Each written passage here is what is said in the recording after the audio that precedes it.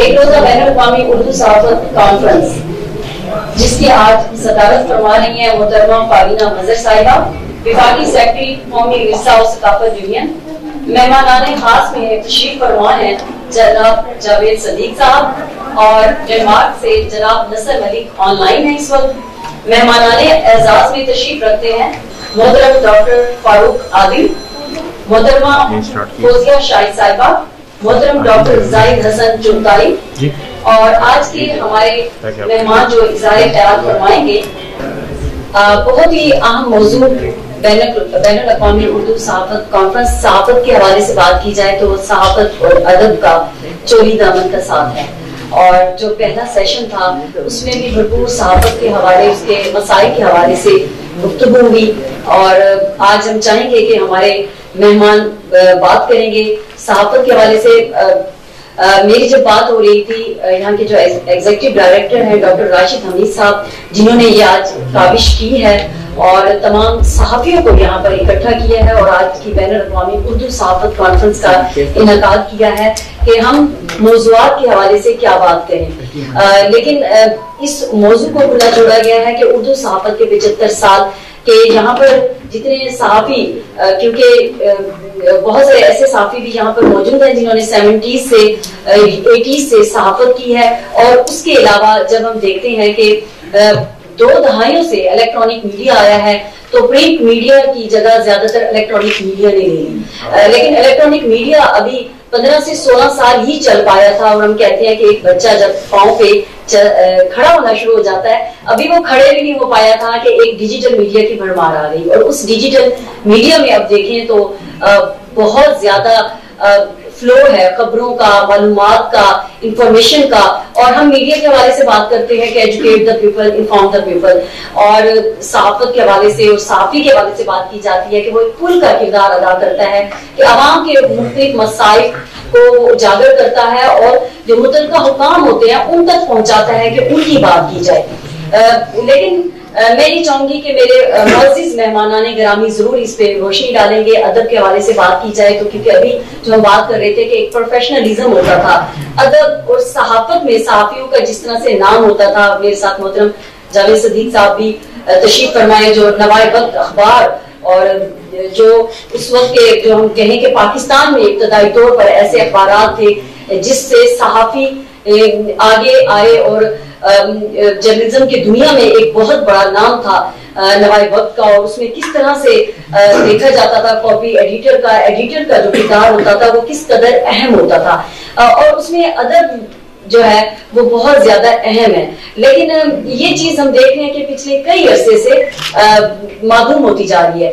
آج یہ بہت اچھا ہے کہ ہمارے لیے ڈاکٹر راشد حمید صاحب نے اس کا انعقاد کیا ہے کہ ہم اس وقت 3 نسلیں شاید موجود ہیں جس میں ہمارے جو ابتدائی جو پرنٹ میڈیا کے تھے وہ لوگ جنہوں نے خود ان اخبارات کو وہ اس میں آئے اردو صحافت میں، اس کے بعد جو ٹی وی چینلز میں آئے، اور اب جو خاص طور پر سوشل میڈیا میں جو لوگ آ رہے ہیں ان کے حوالے سے آج یہ ضرور بات ہوگی کہ ان تمام جہتوں کو دیکھتے ہوئے اردو صحافت کس طرح کی جائے۔ اب اس وقت علاقائی زبانیں بھی اپنا کردار ادا کر رہی ہیں۔ ہمارے ساتھ تشریف فرما ہے اکادمی ادبیات کے ڈائریکٹر چیئرمین محترم ڈاکٹر یوسف خشک صاحب، انہوں نے بہت زیادہ پروگرام کے علاقائی زبانوں کے حوالے سے یا اردو کے حوالے سے ہوں، صحافت کے بھی اور ادب کے حوالے سے انہوں نے، چاہے کووڈ بھی تھا لیکن انہوں نے آن لائن اتنے پروگرامز کیے اور تمام صحافت کے لوگوں کو اور ادب کے دانشوروں کو انہوں نے اکٹھا کیا۔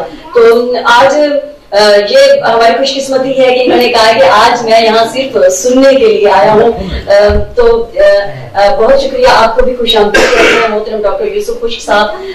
تو میں اب آغاز کروں گی، سب سے پہلے میں دعوت دوں گی ہمارے ساتھ یہاں پر جناب اکبر خان نیازی صاحب موجود ہیں۔ آپ سے ملتمس ہوں کہ آپ آج اردو صحافت کے 75 سال کے حوالے سے اظہار خیال فرمائیں۔ جناب اکبر خان نیازی۔ میں ایک چھوٹی سی گزارش کروں کہ تمام مقررین جو ہیں وہ کم وقت لیں، 5 سے 7 منٹ، تاکہ وہ جو توازن ہے اس کا مجلس کا وہ خراب نہ ہو۔ بہت شکریہ۔ آپ کر لیا آپ؟ بسم اللہ الرحمن الرحیم۔ آپ کی اجازت سے سب سے پہلی بات یہ ہے کہ میں مبارکباد پیش کروں گا محترم جناب ڈاکٹر راشد امیر صاحب کو اور ان کی انتظامیہ کو کہ انہوں نے ایک بہت بڑا اور بڑا مؤثر ایونٹ جو ہے اردو صحافت کے حوالے سے اس کا انعقاد کیے. اور اس حوالے سے اگر دیکھا جائے اردو صحافت کے حوالے سے تو اس کے آغاز کے حوالے سے تو بہت سارے متضاد اور متصادم نظریات پائے جاتے ہیں کہ اس کا باقاعدہ آغاز کب ہوا. لیکن اس حوالے سے ایک چھوٹی سی تحریر میں نے تھوڑی سی تحقیق کر کے اس میں شامل کرنا چاہوں گا جو جتنا ٹائم ڈاکٹر صاحب نے بتایا اس کے اندر ہی ختم کر دوں گا کہ اردو صحافت کے آغاز کے حوالے سے بہت سی متصادم اور متضاد آراء ہیں. ایک وقت تھا جب خبریں ایک جگہ سے دوسری جگہ پیغام رسانی کے ذریعے پہنچتی تھی. پھر پریس کی آمد سے یہ سلسلہ منقطع ہو گیا. 1757 سے 1857 کی تاریخ میں جب انگریز نے ہندوستان پر قبضہ کیا تو مسٹر ولیم بوش نے جہاں پہلے انگریزی اخبار کے اجراء کی کوشش کی لیکن وہ ناکام رہے. 27 مارچ سن 1822 کو اردو کا پہلا اخبار جامع جہان نما کے نام سے جاری ہوا. یہ وہ دور تھا جب فارسی ملکگیر پیمانے پر بولی جاتی تھی، سمجھی جاتی تھی اور سرکاری زبان کی حیثیت بھی فارسی کو حاصل تھی. سرکاری اور اس کے علاوہ زمانے میں جو ہے وہ اردو پروان چڑھ رہی تھی اور اردو عوامی زبان کی حیثیت سے پھل پھول رہی تھی. 1830 میں مغل سرکاری زبان فارسی کو ختم کر کے اردو کو سرکاری زبان کا درجہ دے دی گیا اور 1836 میں محمد حسین آزاد کے والد مولوی محمد باقر نے دہلی سے جو ہے اردو اخبار کا جو آزادی کی حمایت کے حوالے سے انہوں نے اس کا اجراء کیا اور ان کو اسی جو ہے جرم کی پاداش میں جو کہ جرم نہیں ہے انہوں نے آزادی کو ابھارا تو وہ اردو صحافت کے پہلے شہید اس طرح سے ان کو پھانسی دی گئی اور وہ اردو کے پہلے شہید قرار گئے. آج ہمارے سامنے اگر آج کی ہم بات کریں تو ملک کے سیاسی سماجی خرابشار اور اقتصادی بحران اور معاشی جہاد یا فروغ تعلیم جیسے مسائل ہیں اور اردو صحافت نے ہر دور میں اور ہر جو نامساعد حالات کا ہمیں سامنا کرنا پڑا ہے اس میں مزاحمت کا دیا ہمیشہ روشن رکھا ہے. ایسا نہیں ہے کہ یہ سب کچھ بہت آسان ہے. لاتعداد صحافیوں نے ملک کی آزادی سے لے کر اس کے استحکام تک قربانیاں دی ہیں، سزائیں کاٹی ہیں اور یہاں جب وہ قربانیوں کی بات ہوتی ہے یا اس معاشرے کی ترویج و ترقی کے لیے اس معاشرے کے لیے جب بات ہوتی ہے صحافت کی تو وہاں پہ کچھ ایسے مسائل بھی ہیں کہ جو کنفلکٹ پیدا کرتے ہیں. جیسا کہ ہمارے یہاں زرد صحافت نے اور لفافہ اعظم نے جو ہے وہ اس کا بھی ایک ساتھ سلسلہ چڑھا. لیکن خیر جہاں پہ بہت اچھی چیز ہوتی ہے وہاں پہ کچھ بری چیزیں بھی ہوتی ہیں اور یہ منفی اور مثبت کی جنگ ہمیشہ سے ہے اور ہمیشہ رہے گی. حقیقی صحافت نے ہمیشہ اپنا راستہ نکالا ہے. اس نے جو مزاحمت کرنی ہے ان سارے مسائل کے حوالے سے اس معاشرے کی تعمیر و ترقی کے حوالے سے اس نے ہمیشہ اپنا کام کیا ہے اور ہمیشہ کرتی رہے گی. تو اردو میڈیا ہاؤسز اور لفافہ صحافت کے حوالے سے بھی مسائل ہمارے سامنے ہیں لیکن پھر بھی الحمدللہ صحافت جو ہے وہ پروان چڑھ رہی ہے. اس حوالے سے کچھ تحریک پاکستان کے وقت اور اس آزادی سے پہلے کے کچھ معاملات ہیں وہ دیکھتے ہیں کہ 1837 میں سید الاخبار سر سید احمد خان کے بھائی سید محمد خان صاحب نے اس کا اجراء کیا اور سراج الاخبار جو ہے وہ 1841 میں انہوں نے اجراء کیا. صادق الاخبار اور امدد الاخبار، اسد الاخبار اور تعلیم الاخبار، جامع جمشید، لکھنؤ اخبار، کونور، باغ نور جیسے اخبارات تھے جنہوں نے اردو صحافت کو متحرک کیا.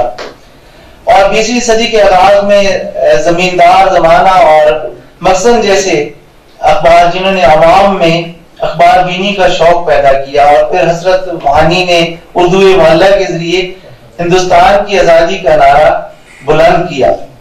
تو پھر مولانا ابوالکلام آزاد نے جو ہے وہ النار اور البلاغ کے حوالے سے بیداری اور بیدار مغزی کو جو ہے وہ تحریک دی اس وقت مسلمانوں میں. تو مولانا ظفر صاحب اور عبد المجید سالک کا نام بھی اس حوالے سے اگر نہ لیا جائے تو یہ وہ دور تھا کہ جو اردو صحافت کے عروج کا دور تھا جس نے مسلمانوں کو ذہنی سطح پر بہت زیادہ پروان چڑھایا اور ان کو صحافتی شعور، ان کے اندر سیاسی اور سماجی شعور بھی پیدا کیا. تو صحافت نے شروع سے لے کر، یعنی صحافت ایک ہمارا ایسا شعبہ ہے جس نے پاکستان بننے سے پہلے اس کی تحریک آزادی میں بھی اپنا بھرپور کردار ادا کیا ہے اور وہاں سے یہ کام کر رہا ہے. یہ صرف 75 سالہ اس کی تاریخ نہیں ہے، اس کی 200 سالہ تاریخ بنتی ہے جو اس پہلے اخبار سے لے کر آج دن تک یہ جاری ہے. تو صحافیوں پہ جو ہے وہ بہت قدغن بھی لگائی جاتی رہی ہے، ان پر ظلم و ستم بھی ڈھائے جاتے رہے ہیں، لیکن بہرحال صحافت جو ہے وہ اپنا دیا روشن کیے ہوئے اور ہمیشہ کیے رکھے گی.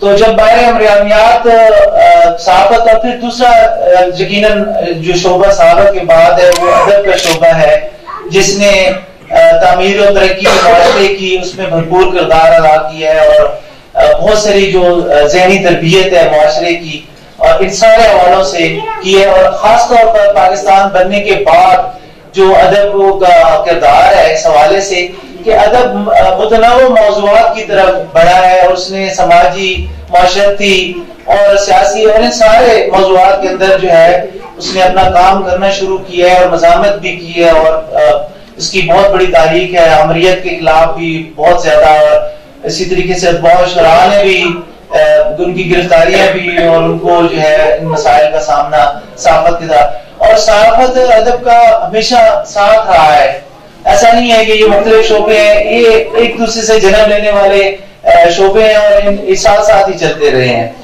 تو اس میں جو سب سے پہلے ماہر عمرانیات جو نظریات بیان کرتے ہیں وہ اس میں عکاسی کا نظریہ جو ہے وہ سب سے پہلے بیان کرتے ہیں. اور عکاسی کا نظریہ یہ ہے کہ صحافت اور ادب جو ہے وہ ایک معاشرے کی عکاسی کرتے ہیں اور وہ عکاسی یہ ہے کہ اس کی اچھی چیزوں کو بھی سامنے لاتے ہیں اور جہاں پہ ان پہ تنقید بنتی ہے تو اس پہ تنقید بھی وہ کرتے ہیں. یہاں پہ وہ جی شعبے جو ہیں وہ کنفلکٹ کا شکار جہاں پہ ہوتے ہیں، جب وہ کسی منفی چیز کی جو ہے وہ نشاندہی کرتے ہیں تو وہاں پہ ان پہ قدغن بھی لگنا شروع ہوتا ہے، ان کے ساتھ زیادتی بھی ہوتی ہے اور ان پہ ظلم بھی کیا جاتا ہے یا ان کی زبانیں ہمیشہ کے لیے بند کر دی جاتی ہیں. تو اسی طریقے سے مشہور ثقافت کا ایک نظریہ وہ بتاتے ہیں. مشہور ثقافت کا نظریہ یہ کہ جو ہماری ثقافت ہے، جو ہمارے اسلاف سے ہمارے نسلوں کے پے در پے جو ہمارے اندر پروان چڑھ رہی ہے، کچھ اچھی چیزیں ہیں، اس میں مذہب بھی شامل ہے، کچھ دیگر چیزیں بھی شامل ہیں.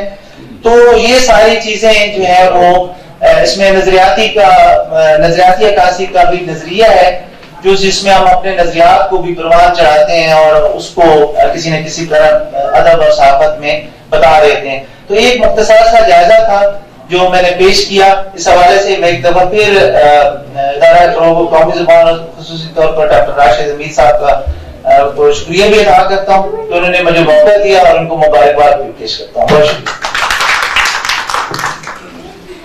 جی بہت شکریہ محترم جناب اکبر خان نیازی، آپ نے بہت خوبصورتی سے 200 سالہ تاریخ پر روشنی ڈالی اور صحافت اور ادب معاشرے کی عکاسی کرتے ہیں واقعی، اور جو قدمیں صحافیوں کے حوالے سے لگتی رہی ان کا بھی بھرپور اظہار کیا. اور اب میں دعوت دوں گی اپنی اگلی مہمان محترمہ عفت روف صاحبہ.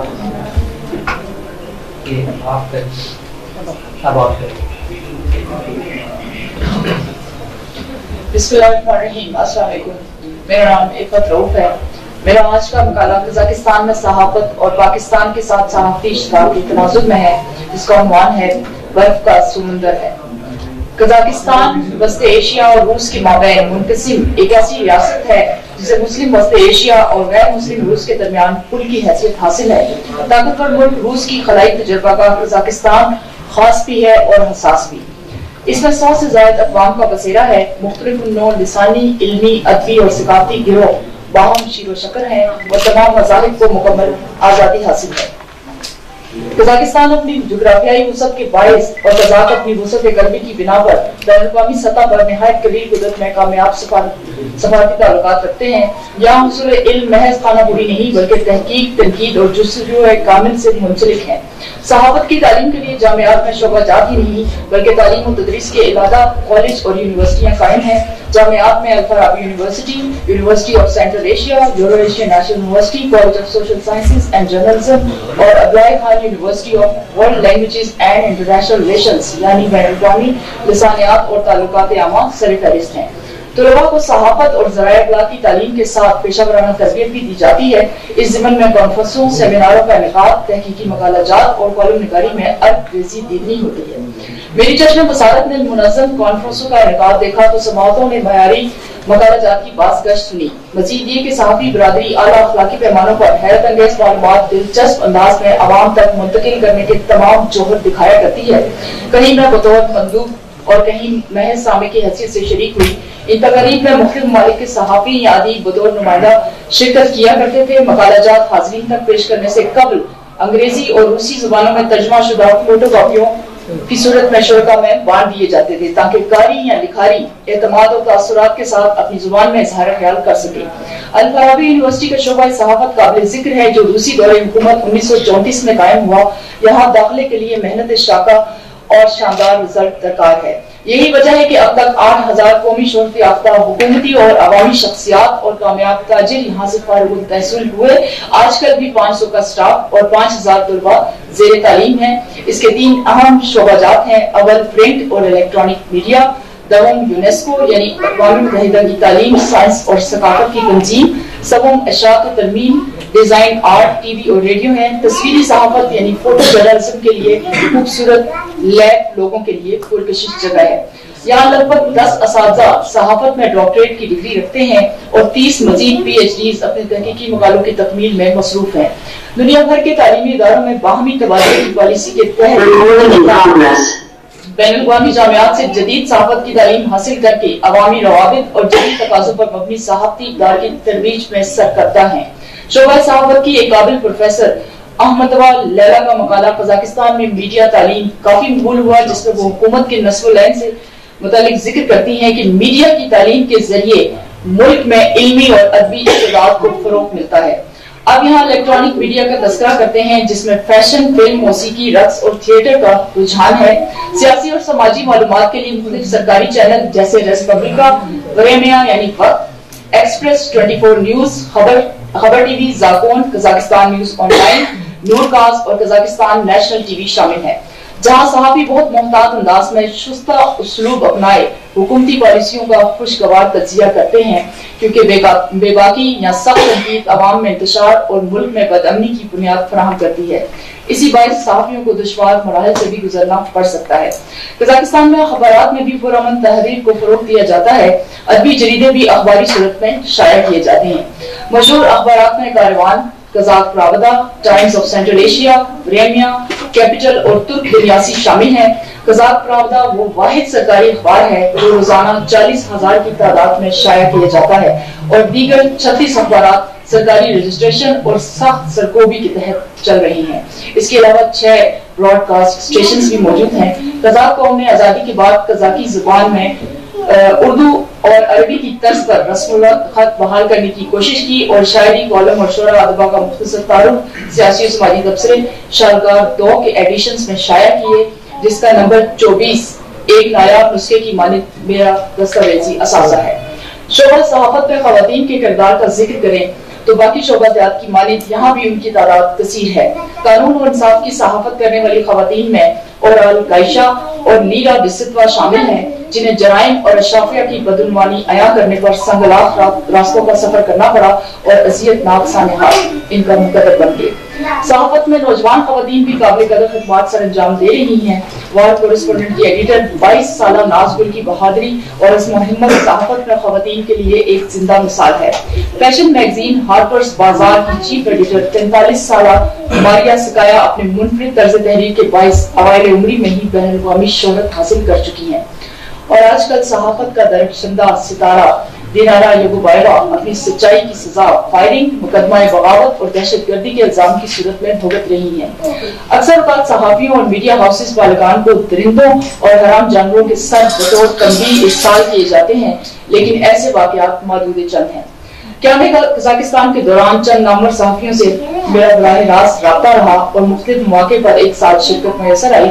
इनमें सदर Kazakhstan press club Asif करालवा, in charge press service university of business और डायरेक्टर शोबा सहाफत सेंट्रल एशियन यूनिवर्सिटी तुली बेग मुराद आयत जानोविच, डायरेक्टर शोबा सहाफत तुरान university professor बोलसिन bag कुलियाश, Islamic calendar को इल्म कीमिया की बुनियाद और हवालाजात से दुरुस्त साबित करने वाले नागबा रोजगार सुले बेग बोलातोफ और तुर्क यूनिवर्सिटी की रेक्टर और मुतहरिक सहाफी हुकूक नस्वा में मेरी हमनवा और अजीज दोस्त अस्मा मेला बकान शोबा ओरिएंटल स्टडी अप्लाई खान की टीम अलमीरा बेगतोना शामिल हैं।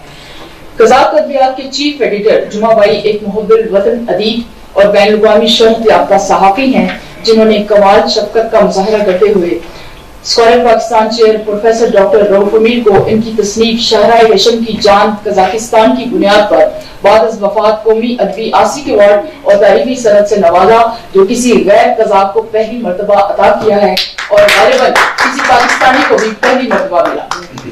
क्योंकि डॉक्टर रऊफ अमीर साहब ने अपनी अदबी तहरीर के साथ पाकिस्तानी अखबारात में सहाफती निगारशाफी मंजर आम पर लाई। अदब और सकाफत से मुतालिक इशाअत में रिपब्लिक मैगजीन दोस्ती और प्रोजेक्ट डायरेक्टर मेरी दोस्त जीना गुल की खिदमात काबिल फख्र है। उनकी तदवीन शुदा खूबसूरत और निहायत कीमती कुतुब मुझे बतौर तोहफा भी मिल चुकी है। अगर जिक्र किया जाए पाकिस्तानी सहाफियों और अदीबों का, तो उन्होंने वस्ते एशिया को अक्सर अपना मौजू बनाया है, लेकिन कजाकिस्तान बिलखुसूस उनकी नजर इल्तिफात से सरकशी की रविश पर गामजन रहा। निहायत अफसोस की बात है कि पाकिस्तान में मकामी और कौमी सतह पर सहाफत की जामे हिकमत अमली और मुस्तकिल साजी का फुकदान है, जो बैन अवी सवालकारी पर भी असरअंदाज होता है।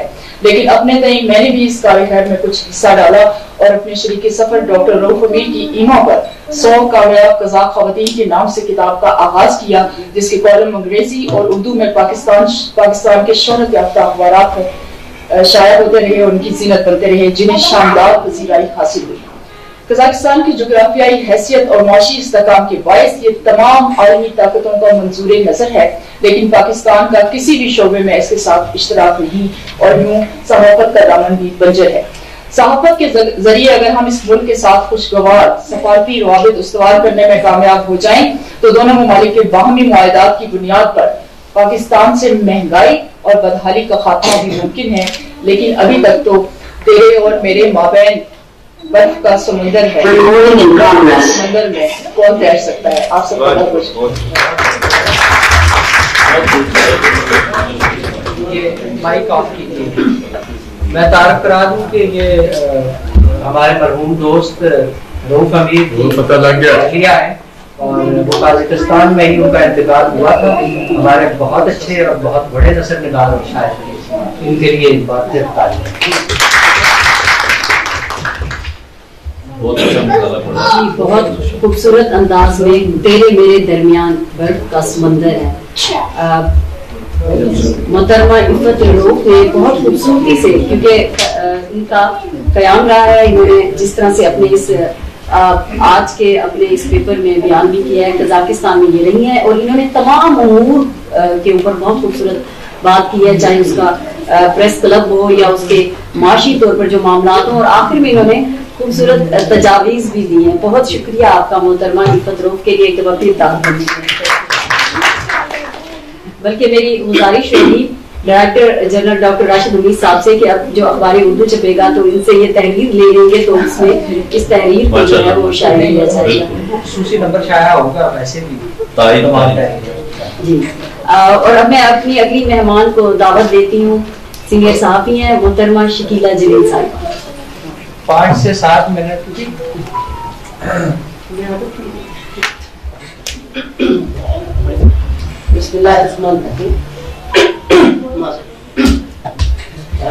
मोहतरम जावेद साहब तशरीफ रखे हुए हैं, चेयरमैन काफियत आप खुश साहब, मोहतरम फारूक आदल साहब, मोहतरमा फारीना साहिबा, फौजिया शाह साहिबा, डॉक्टर जाहिद हसन चुगताई साहब, اکبر خان نیازی صاحب اور اس کے ساتھ جو ہے وہ ادارہ فروغ قومی زبان ڈائریکٹر جنرل راشد امیر صاحب کی جو میں مشکور ہوں کہ انتہائی اہم موضوع پر آپ نے جو ہے ایک روزہ یہ کانفرنس اردو صحافت کے 75 سال کے حوالے سے رکھی.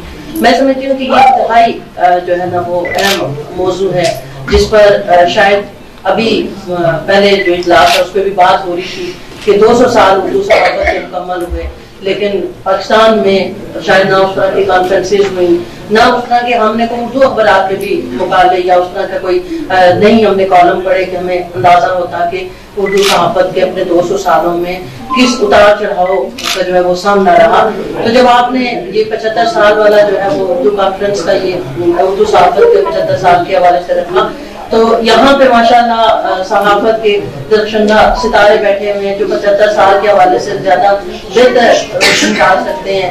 میں صحافت کی کرنا طالب علم کے حوالے سے جو عرصہ میں نے گزارا یا جو میں نے اردو صحافت کو دیکھا, کیونکہ میں نے بھی اردو صحافت پہ کام کیا, تو میں سمجھتی ہوں کہ اخبارات اردو اخبارات نے ہر دور میں جو ہے وہ عام عوام کے اصلی مسائل کو جو ہے وہ سامنے لایا ہے, اور یہ اردو صحافت ہی ہے جس نے پاکستانی عوام کو شعور بھی دیا ہے کہ کس طریقے سے جو ہے وہ آپ نے اپنے مسائل کے حوالے سے بات کرنی ہے. اردو صحافت نے ایک پل کا کردار ادا کیا عوام میں اور جو ہے وہ ایوان اقتدار میں تمام مسائل کو اجاگر کرنے کے حوالے سے.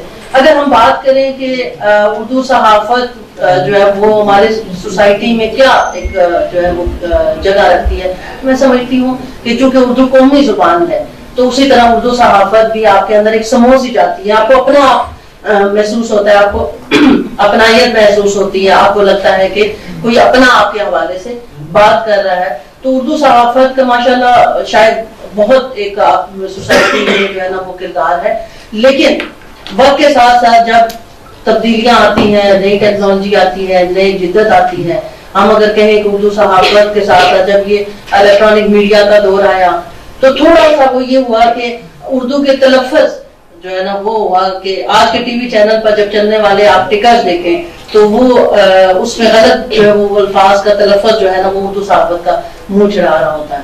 تو ہمیں ضرورت اس بات کی ہے کہ جو ہمارے نئے لوگ آتے ہیں جو اردو بولتے ہیں, اردو کو رام کرتے ہیں, وہ کم از کم استادوں سے اتنا ضرور سیکھیں کہ غلط تلفظ نہ بولیں, کیونکہ وہ غلط تلفظ جو ہے نا وہ آپ کی جو نئی نسل ہے اس کو بھی جو ہے وہ خراب کرتا ہے, اس کی زبان بھی خراب کرتا ہے.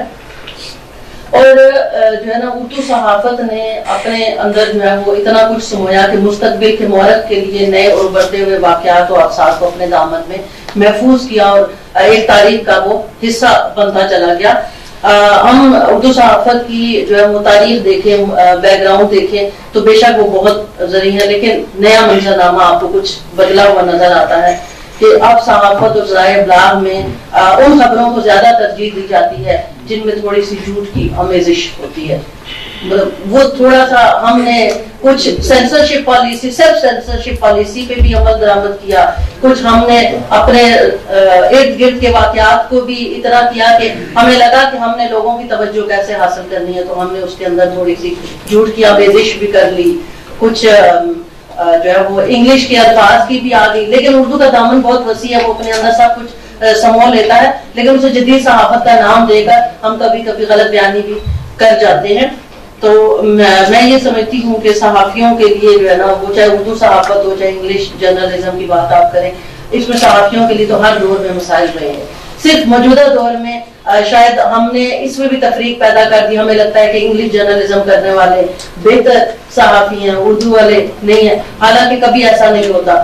ہر دور میں ہر اخبار, ہر صحافت, چاہے وہ اردو میں کریں انگلش میں کریں, آپ برقی صحافت کی بات کریں, ریڈیائی صحافت کی بات کریں, تو ہر کسی کا اپنا مقام رہا ہے.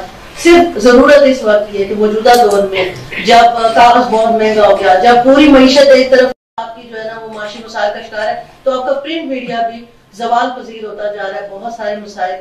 لیکن میں سمجھتی ہوں کہ اردو جو اخبارات ہیں یہ اردو صحافت کی اکیڈمیاں ہیں, یہ سکھانے کا ایک ذریعہ ہے. تو اس لیے ان کے لیے کچھ بہتر جو ہے نا وہ آگے حکمت عملی طے کرنے کی ضرورت ہے. چونکہ ہمارے پاس ہماری سیکرٹری فارینا مظہر بیٹھی ہے، ویسے انفارمیشن کے منسٹری کے بھی یہاں پہ لوگ ہوتے ہیں تو وہ زیادہ ان مسائل کو بہتر انڈرسٹینڈ کرتے ہیں کہ کس طریقے سے پرنٹ میڈیا مسائل کا شکار ہے، کیا کیا اس کو جو ہے نا چیلنجز کا سامنا ہے، اور خاص طور پر جو ہمارے جو صحافی حضرات ہیں، جو صحافی ہماری خواتین ہیں، وہ کس طرح کے مسائل کا شکار ہے. مطلب ہم سوشل میڈیا کی بات تو کرتے ہیں لیکن اس میں یہ دیکھ لیں کہ آپ کے سوشل میڈیا نے آپ کی خواتین جرنلسٹ ہیں ان کی جو سوشل میڈیا پر ٹرولنگ ہو رہی ہے، جس طرح ان کو مسائل کا سامنا کرنا پڑتا ہے، وہ سوشل میڈیا سے دور ہوتی جا رہی ہے. آپ کے جرنلسٹ ہر دور میں مسائل کا شکار ہیں لیکن اس سوشل میڈیا کے دور نے شاید لوگوں کو زیادہ جو ہے مسائل میں مبتلا کر دیا ہے. تو ہمیں ان ساری چیزوں کی طرف توجہ دینے کی بھی ضرورت ہے، اور ہمیں یہ بھی ضرورت ہے کہ ہم جو طالب علم ہیں ہم اپنے سینئر سے سیکھیں بھی. اس کی بھی کمی پائی جاتی ہے ہمارے یہاں کہ ہم اپنے سینئر سے سیکھنا بھی نہیں چاہتے، تو ہمیں اپنے سینئر سے سیکھنا چاہیے. اور میں بہت شکریہ محترمہ شکریہ جو کہ اظہار خیال کر رہی تھی، اور اب الیکٹرانک میڈیا سے جو ہم ڈیجیٹل میڈیا میں گئے ہیں اس کے ساتھ ہی جو مختلف مسائل ہیں ان کا بھی بھرپور اظہار کر رہی تھی. اور یہ ایک المیہ ہے کہ ہمارے یہاں یونیورسٹیز میں ہم دیکھتے ہیں کہ جو تھیوری پڑھائی جاتی ہے لیکن اسی طرح سے پریکٹیکل نہیں ہوتا، اور بہت سارے جو اسٹوڈینٹس ہیں جب وہ آ جاتے ہیں اس پروفیشن میں تو انہیں بہت اس طرح سے مایوسی ہوتی ہے کہ جو ہم نے پڑھا تھا ہمیں اس طرح سے کچھ بھی نہیں نظر آ رہا. اور یہ ہم دیکھتے ہیں 2 دہائیوں سے یہی چیزیں ہمیں نظر آ رہی ہے. سینئرز بیٹھے ہیں وہ اس پہ مزید روشنی ڈالیں گے. اس وقت ہمارے ساتھ ہمارے اگلے مہمان جناب اظہر سلیم مجوکا صاحب آن لائن موجود ہیں. میں ان سے ملتمس ہوں کہ وہ اظہار خیال فرمائیں. آف لائن ہو گیا. آپ ممتاز ملک صاحب ہیں فرانس میں. جی میں ان کے ساتھ ہی دوسری ہماری جو مہمان موجود ہیں فرانس سے ہیں محترمہ ممتاز ملک صاحبہ. میں آپ سے درخواست کروں گی کہ آپ آج کے موضوع اردو صحافت کے 75 سال کے حوالے سے اظہار خیال فرمائیں. جی ممتاز ملک صاحبہ آپ کی ریکارڈنگ بھی ہمیں مل گئی ہے، اگر تو 5 سے 7 منٹ میں آپ ابھی گفتگو کرنا چاہیں تو کر لیں. السلام علیکم. سبھی جتنے بھی ہمارے صدر محترم ہیں اور منتظرین ہیں سب کی اجازت سے میں آج اپنے مکالمے کا آغاز کرتی ہوں. اس کا عنوان ہے اردو صحافت کے 75 سال. پاکستان دنیا کے ممالک میں شامل ہے جن کی تحقیق اور ارتقاء میں صحافت اور رپورٹنگ کو قطعاً نظر انداز نہیں کیا جا سکتا. معاملات مذہبی ہوں، دینی یا سیاسی یا سماجی، ہر ایک رپورٹنگ کے بد ہونے میں لگ رہا ہے. یہ اور بات ہے کہ اس میں اچھی اور بری رپورٹنگ ہے، یوں کہنے کی سچی اور جھوٹی رپورٹنگ نے بھی اپنا کمال خوب دکھایا ہے.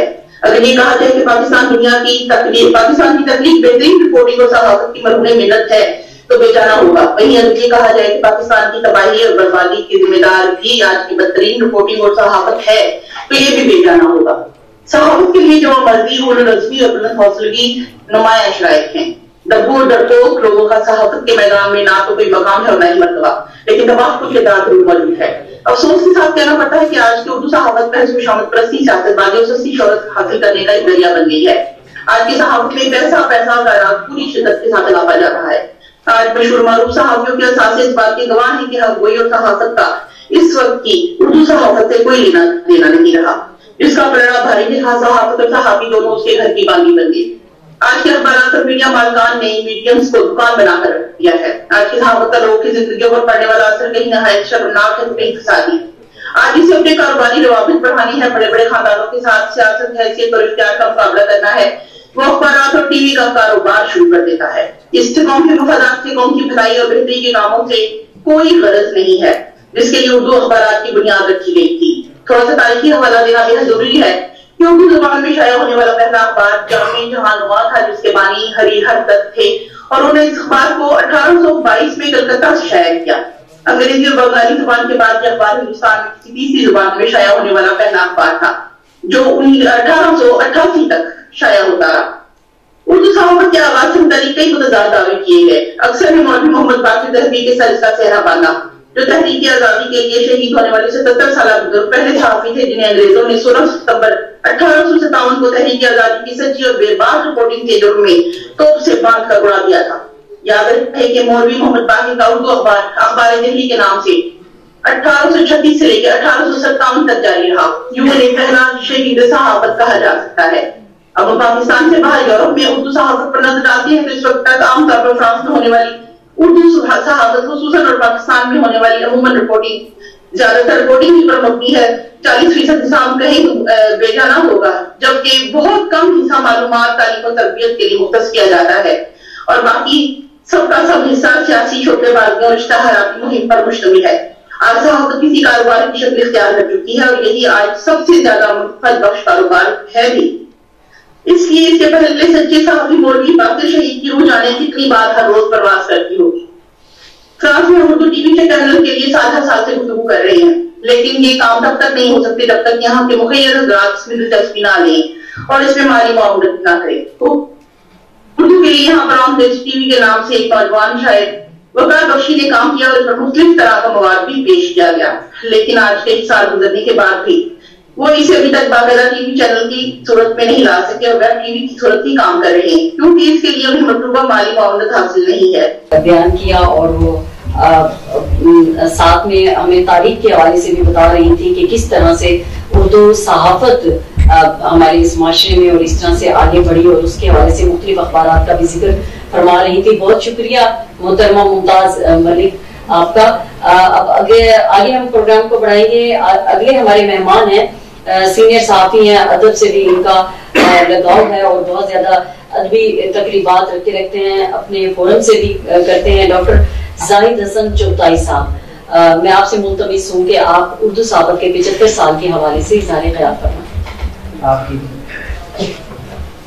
औज़ुबिल्लाहिमिनश्शैतानिर्रजीम, बिस्मिल्लाहिर्रहमानिर्रहीम, रब्बि शरह ली सदरी व यस्सिर ली अमरी वहलुल उक़दतम मिन लिसानी यफ़क़हू क़ौली।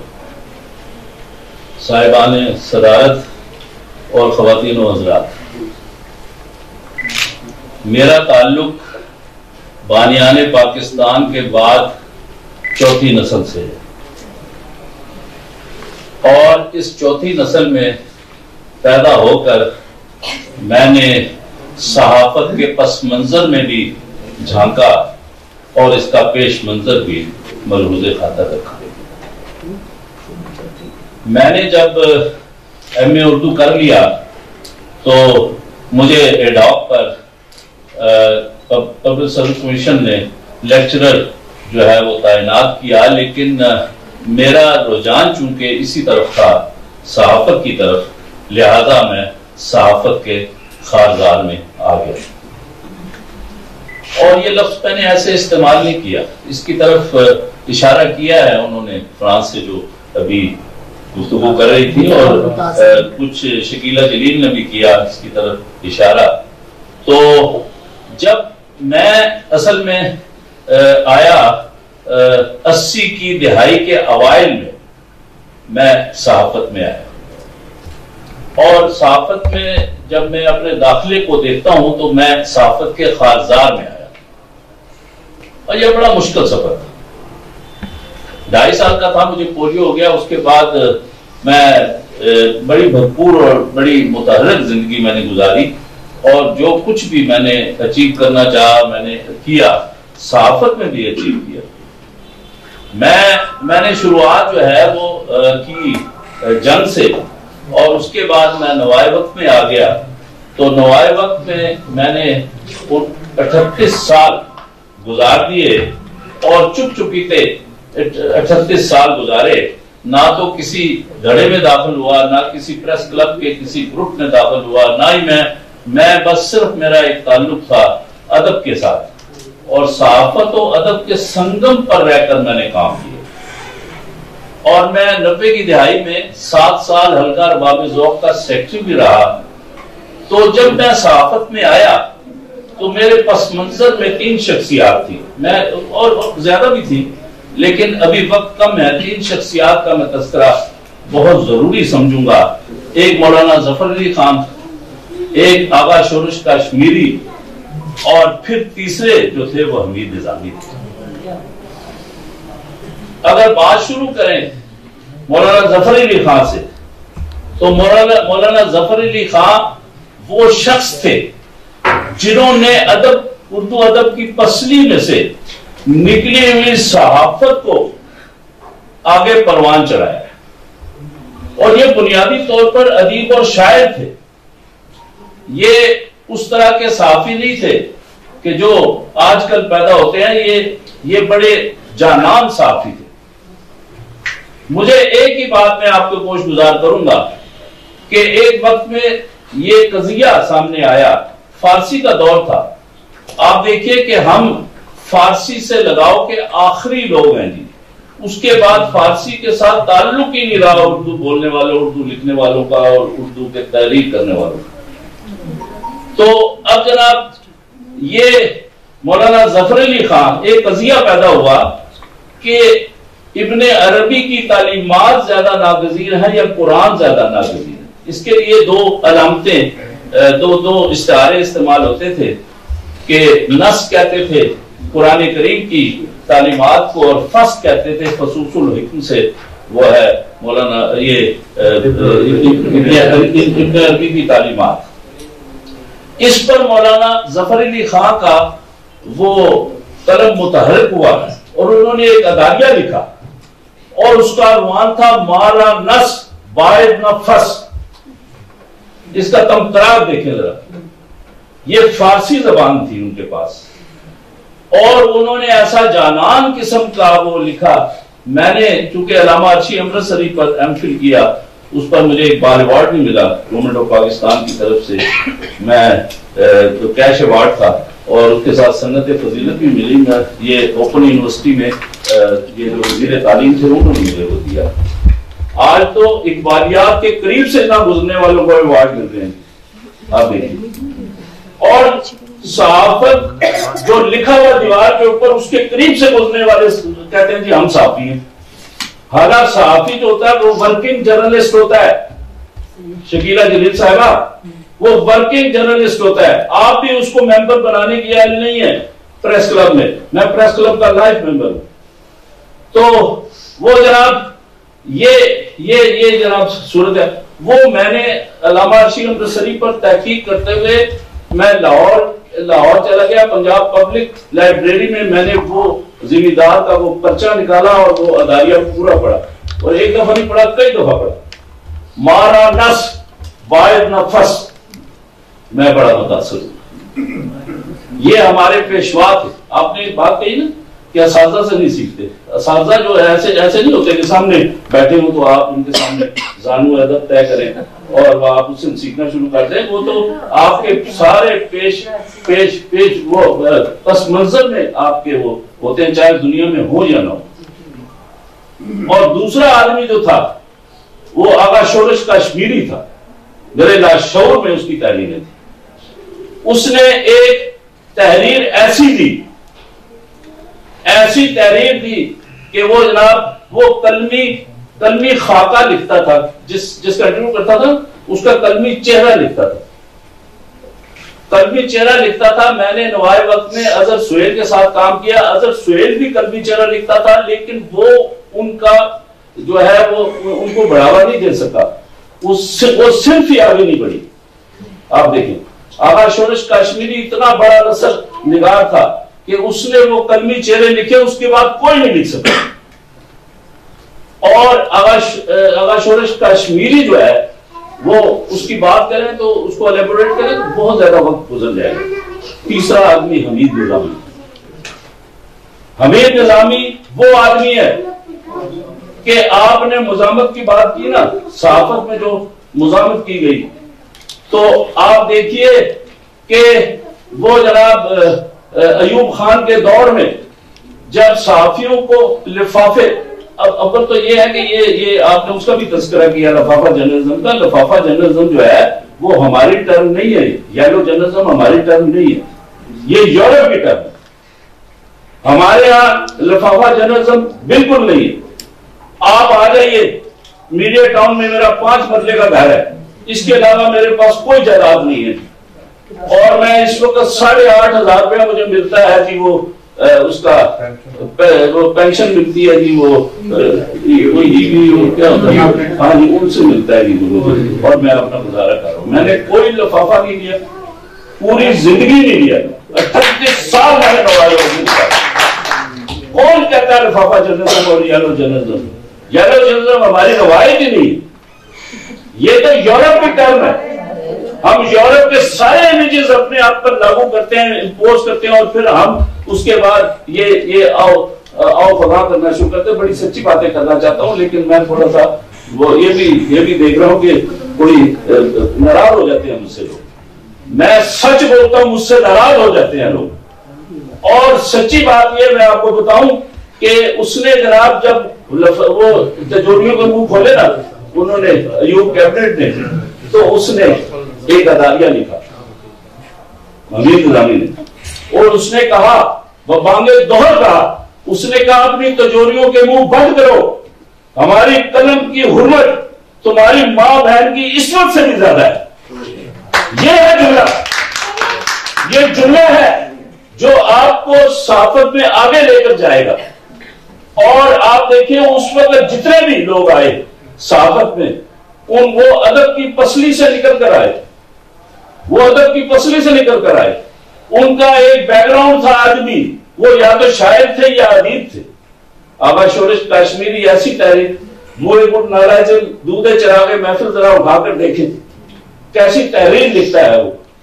اور جب وہ گفتگو کرتا تھا, بولتا تھا, تو ضرور دیوار سہم کر کھڑے ہو جاتے تھے اس کی گفتگو سنتے تھے. ابھی بھی اس کو تھوڑے بہت کلپس ہیں ہمارے پاس. حمید نظامی نے یہ رستہ دکھایا. اور میں جب نوائے وقت میں آیا تو میرے لاشعور میں یہ اس کا جملہ تھا. میں نے 38 سال گزارے نوائے وقت میں, اور میں نے بہت برے برے دور بھی دیکھے. مجید نظامی صاحب اس کے نقش قدم پر اس طرح سے اس کے کردار کے حوالے سے نہیں چل سکے, لیکن ان کا جو سب سے خوبصورت کام ہے وہ پاکستانیت کا فروغ. میں ہزار ان کے ساتھ اختلافات کروں, لیکن میں ان کو سیلیوٹ کروں گا کہ انہوں نے نظریہ پاکستان کی حفاظت کی. ان کو کہا گیا کہ آپ انڈیا کیوں نہیں جاتے, انہوں نے کہا جب تک کشمیر آزاد نہیں ہوگا میں نہیں جاؤں گا. ہمارے ایک سو کارڈ جرنلسٹ نوائے وقت میں وہ چلے گئے وہاں انڈیا, اور واپس آ کے وہ سلام کرنے کے لیے حاضر ہوئے. انہوں نے کہا جناب کیوں سلام کرنے کے لیے حاضر ہوئے؟ جی انڈیا ہو کر آئے. اس نے کہا دفعہ ہو جائے, جب تک کشمیر آزاد نہیں ہوتا میں انڈیا نہیں جاؤں گا. اور پھر انہوں نے رستہ دکھایا ہمیں نظریہ پاکستان کا. اور پھر ان کی جو گفتگو تھی, اس کے علاوہ بشری خامیاں ہزار ان میں تھی. اور وہ کارکنان کے جو صحافتی کارکنان ہیں ان کے حق میں بھی نہیں جاتی تھی. ہم نے بہت مار کھائی اس زمانے میں, بہت مار کھائی.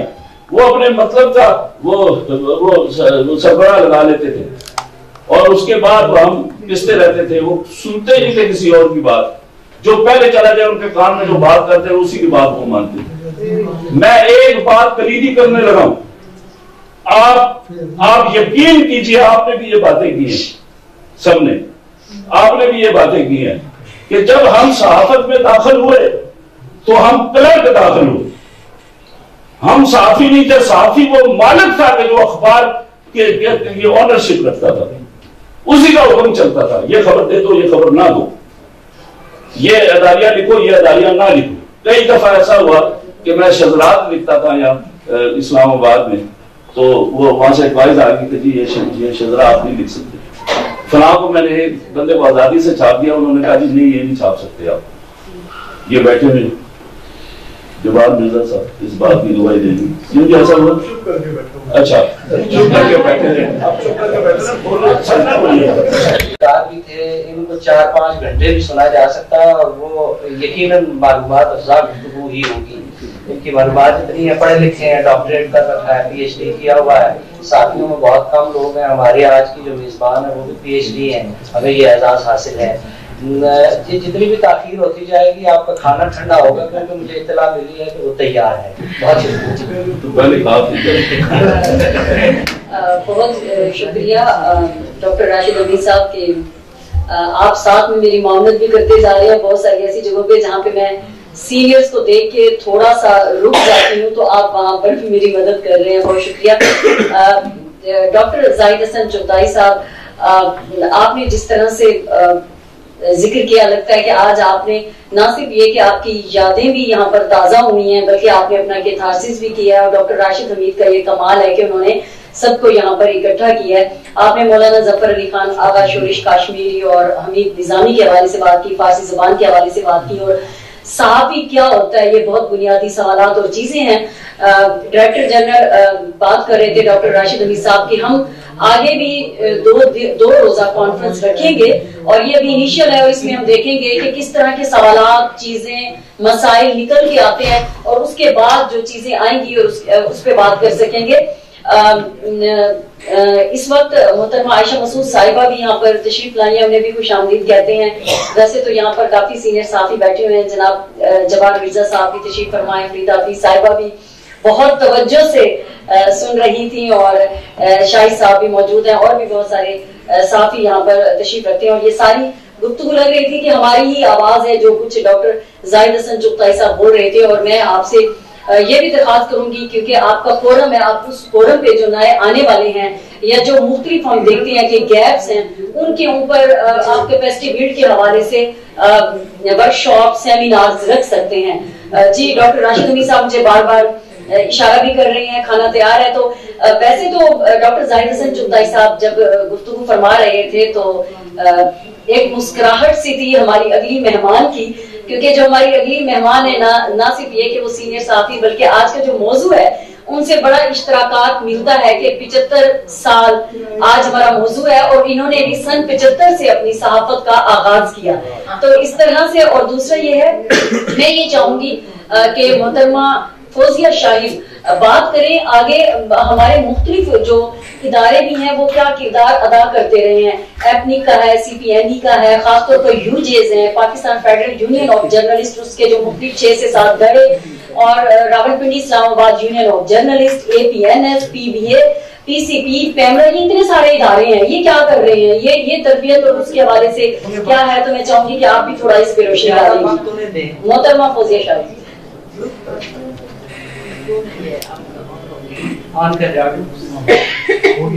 بہت شکریہ. ادارے اتنے گن دیے اور ٹائم جو ہے وہ مجھے اس طرح سے پتہ چلتا ہے کہ تو بہت شکریہ سعدیہ. اور بات یقیناً بہت اہم ہے, کیونکہ میں نے نوٹ کیا ہے جب جرنلزم کی بات کی جاتی ہے تو ہم جو بیسک چیز ہے اس کو ہم تھوڑا سا نظر انداز کر دیتے ہیں, اور وہ یہ ہے کہ اداروں میں, ابھی ڈاکٹر صاحب نے کچھ توجہ تو دلائی ہے اداروں میں, کہ وہاں کی صورتحال کیسی رہی ہے اور کیسی ان کے ساتھ بیہیویئر مختلف اوقات میں. خوش قسمتی میری ہے کہ میں نے ایسے ادارے سے شروع کیا کہ جہاں جرنلزم کے فروغ کے حوالے سے موقع دیے جاتے تھے, کیونکہ مالک جو تھے وہ خود ایک بہت نامور ایڈیٹر تھے, اور وہ اس کے جو تقاضے تھے جرنلزم کے اس کو جانتے تھے. پھر وہ ٹریڈ یونینسٹ بھی تھے, فریدہ یہاں بیٹھی ہیں, بہت اچھی طرح وہ جانتی ہیں, جن کا میں ذکر کر رہی ہوں. عثمانی صاحب, بشیر الاسلام عثمانی ان کا نام تھا. وہ ہمیں موقع دیتے تھے. میں بہت اپنے آپ کو خوش قسمت اس لیے سمجھتی ہوں کہ 1975 میں جب جرنلزم کا آغاز کیا تو اس وقت ایک جرنلزم ایک نئے نہج پہ آگے بڑھ رہی تھی. لیکن میں اس سے پہلے تھوڑا سا پیچھے ضرور جانا چاہوں گی, جس پہ ہم نے بات اشاروں میں کی. اشاروں والی وہ بات نہیں ہے جو جرنلزم میں مختلف قدریں لگتی رہی, وہ ہم اشاروں میں کرتے کرتے نظر انداز نہیں کر سکتے. ہم 1963 کو نہیں بھول سکتے جب یہ کالا قانون نافذ کیا گیا اور جو رکاوٹیں اس میں ڈالی گئیں, اور جس طرح اخبارات جو ہیں اس وقت کی جو آمرانہ حکومت تھی ایوب خان کی, وہ اخبارات لے لیے گئے. مشرق لے لیا گیا, پاکستان ٹائمز جو ایک ہمارا چہرہ تھا اس کو لے لیا گیا, ابروز کو لے لیا گیا. یہ تمام اخبارات جو ہیں جو اردو انگلش کے تھے ان کو سرکار نے لے کے ایک مکمل طور پہ اپنے ایک اس کو ماؤتھ کیا جائیں یا جو بھی اس کو بنا دیا. اور اس کے بعد یہ تھا کہ بس سب بہت اچھا ہے, ملک میں ترقی بھی بہت ہو رہی ہے, سب چل رہا ہے, آگے جا رہا ہے. اور لوگوں کو بھی ایک پہلے دن سے ہی, یہ میں 63 میں اس لیے بات کر رہی ہوں, اس سے پہلے جس طرح حکومتیں بدلتی رہی ہیں, ایوب خان سے پہلے جس طرح کے صحافت کے مختلف حوالے سے باتیں بھی ہوتی رہی, میں اس کا ذکر اس لیے نہیں کر رہی کہ وہ 1-2 ماہ کی جو حکومتیں تھیں اس کو ہم اتنا زیادہ نہیں لیتے، لیکن 58 کے بعد اس کو ہم براہ راست دیکھتے ہیں کہ کس طرح جرنلزم پہ براہ راست جو ہے وہ ایک اٹیک کر دیا گیا۔ وہ اس سے بہت پہلے یہاں ڈاکٹر صاحب سے میں معذرت کے ساتھ اس ملک میں ایک بنا دیا گیا کہ کیا ہے نظریہ پاکستان، جس میں کیا آپ کی مرضی کی بات ہو تو نظریہ ٹھیک ہے، آپ اس پہ تنقید کریں تو نظریہ ختم ہو جاتا ہے۔ یہ کون سا نظریہ ہے؟ ترقی کی بات کریں، عوام کی بات کریں تو نظریہ ختم ہو جاتا ہے۔ یہ کس نظریے کی بات ہے؟ میں ابھی تک نہیں سمجھ سکی۔ ہمیں اس شخص کی بات کرنی ہے۔ ہمارا کانسٹیٹیوشن بھی، جب PFUJ کی آپ نے بات کی ہے، ہمارا کانسٹیٹیوشن بھی یہ بات کرتا ہے کہ ہم نے کسی بڑے وڈیرے یا کسی طاقتور شخص سے ہمارا رابطہ نہیں ہے، ہمیں اس پسے ہوئے شخص سے، اس محنت کش سے ہمیں رابطہ رکھنا ہے جو اس ملک کا، جس کو آج 22 کروڑ کہا جاتا ہے، 23 کروڑ کہا جاتا ہے، اس کی بات کرنی ہے۔ میں چند لوگوں کے نام نہیں لوں گی، لیکن ہم متاثر تھے حضرت مولانا حضرت موہانی سے بھی متاثر تھے، ہم چراغ حسن اسرت سے بھی متاثر تھے۔ بات کی جنہوں نے، بات ان کی کیا تھی؟ ان کے ساتھ مولانا لگتا تھا، شاید مولانا کے نام سے لوگوں کا کچھ ایسا تاثر ہو، لیکن ہم ان کے سمجھتے ہیں کہ انہوں نے بات کی، انہوں نے جرنلزم کی جو ہے بنیادی چیز جو ضرورت ہے اس کی بات کی، اور ہم اس کو لے کے آگے چلے، اور وہی علم تھا، وہی ہمارا طریقہ کار تھا جو آج بھی ہم یہ سمجھتے ہیں کہ اس وقت تک جرنلزم نہیں ہوتی، اس وقت تک جرنلسٹ نہیں ہوتا جب وہ عوام کی بات نہیں کر سکتا، اور وہی بات آپ کی ہے۔ آج آپ بہت ہم شور مچاتے ہیں، مہنگائی کی بھی بات کرتے ہیں، دہشت گردی کی بھی بات کرتے ہیں، لیکن کیا ہے؟ کیا ہم نے دیکھا کہ ہمارے میڈیا پہ کیا ہو رہا ہے؟ میں ذاتی طور پہ سمجھتی ہوں کہ وہ کچھ ہم، جیسے میں نے پہلے ذکر کیا کہ ہمارے وقت میں ہم خوش قسمت تھے کہ ہمیں ایڈیٹرز جو ہے وہ مالک ملے جنہوں نے جرنلزم کے تقاضوں کو سمجھتے ہوئے ہمیں آگے تربیت دی، اور ہمیں یہ بتایا کہ وہ جو پہلے سیاست دانوں نے آپ پہ لیبل لگا دیا، آج ترقی پسند لوگوں کو کیوں لیبل پہ لگایا ہوا ہے؟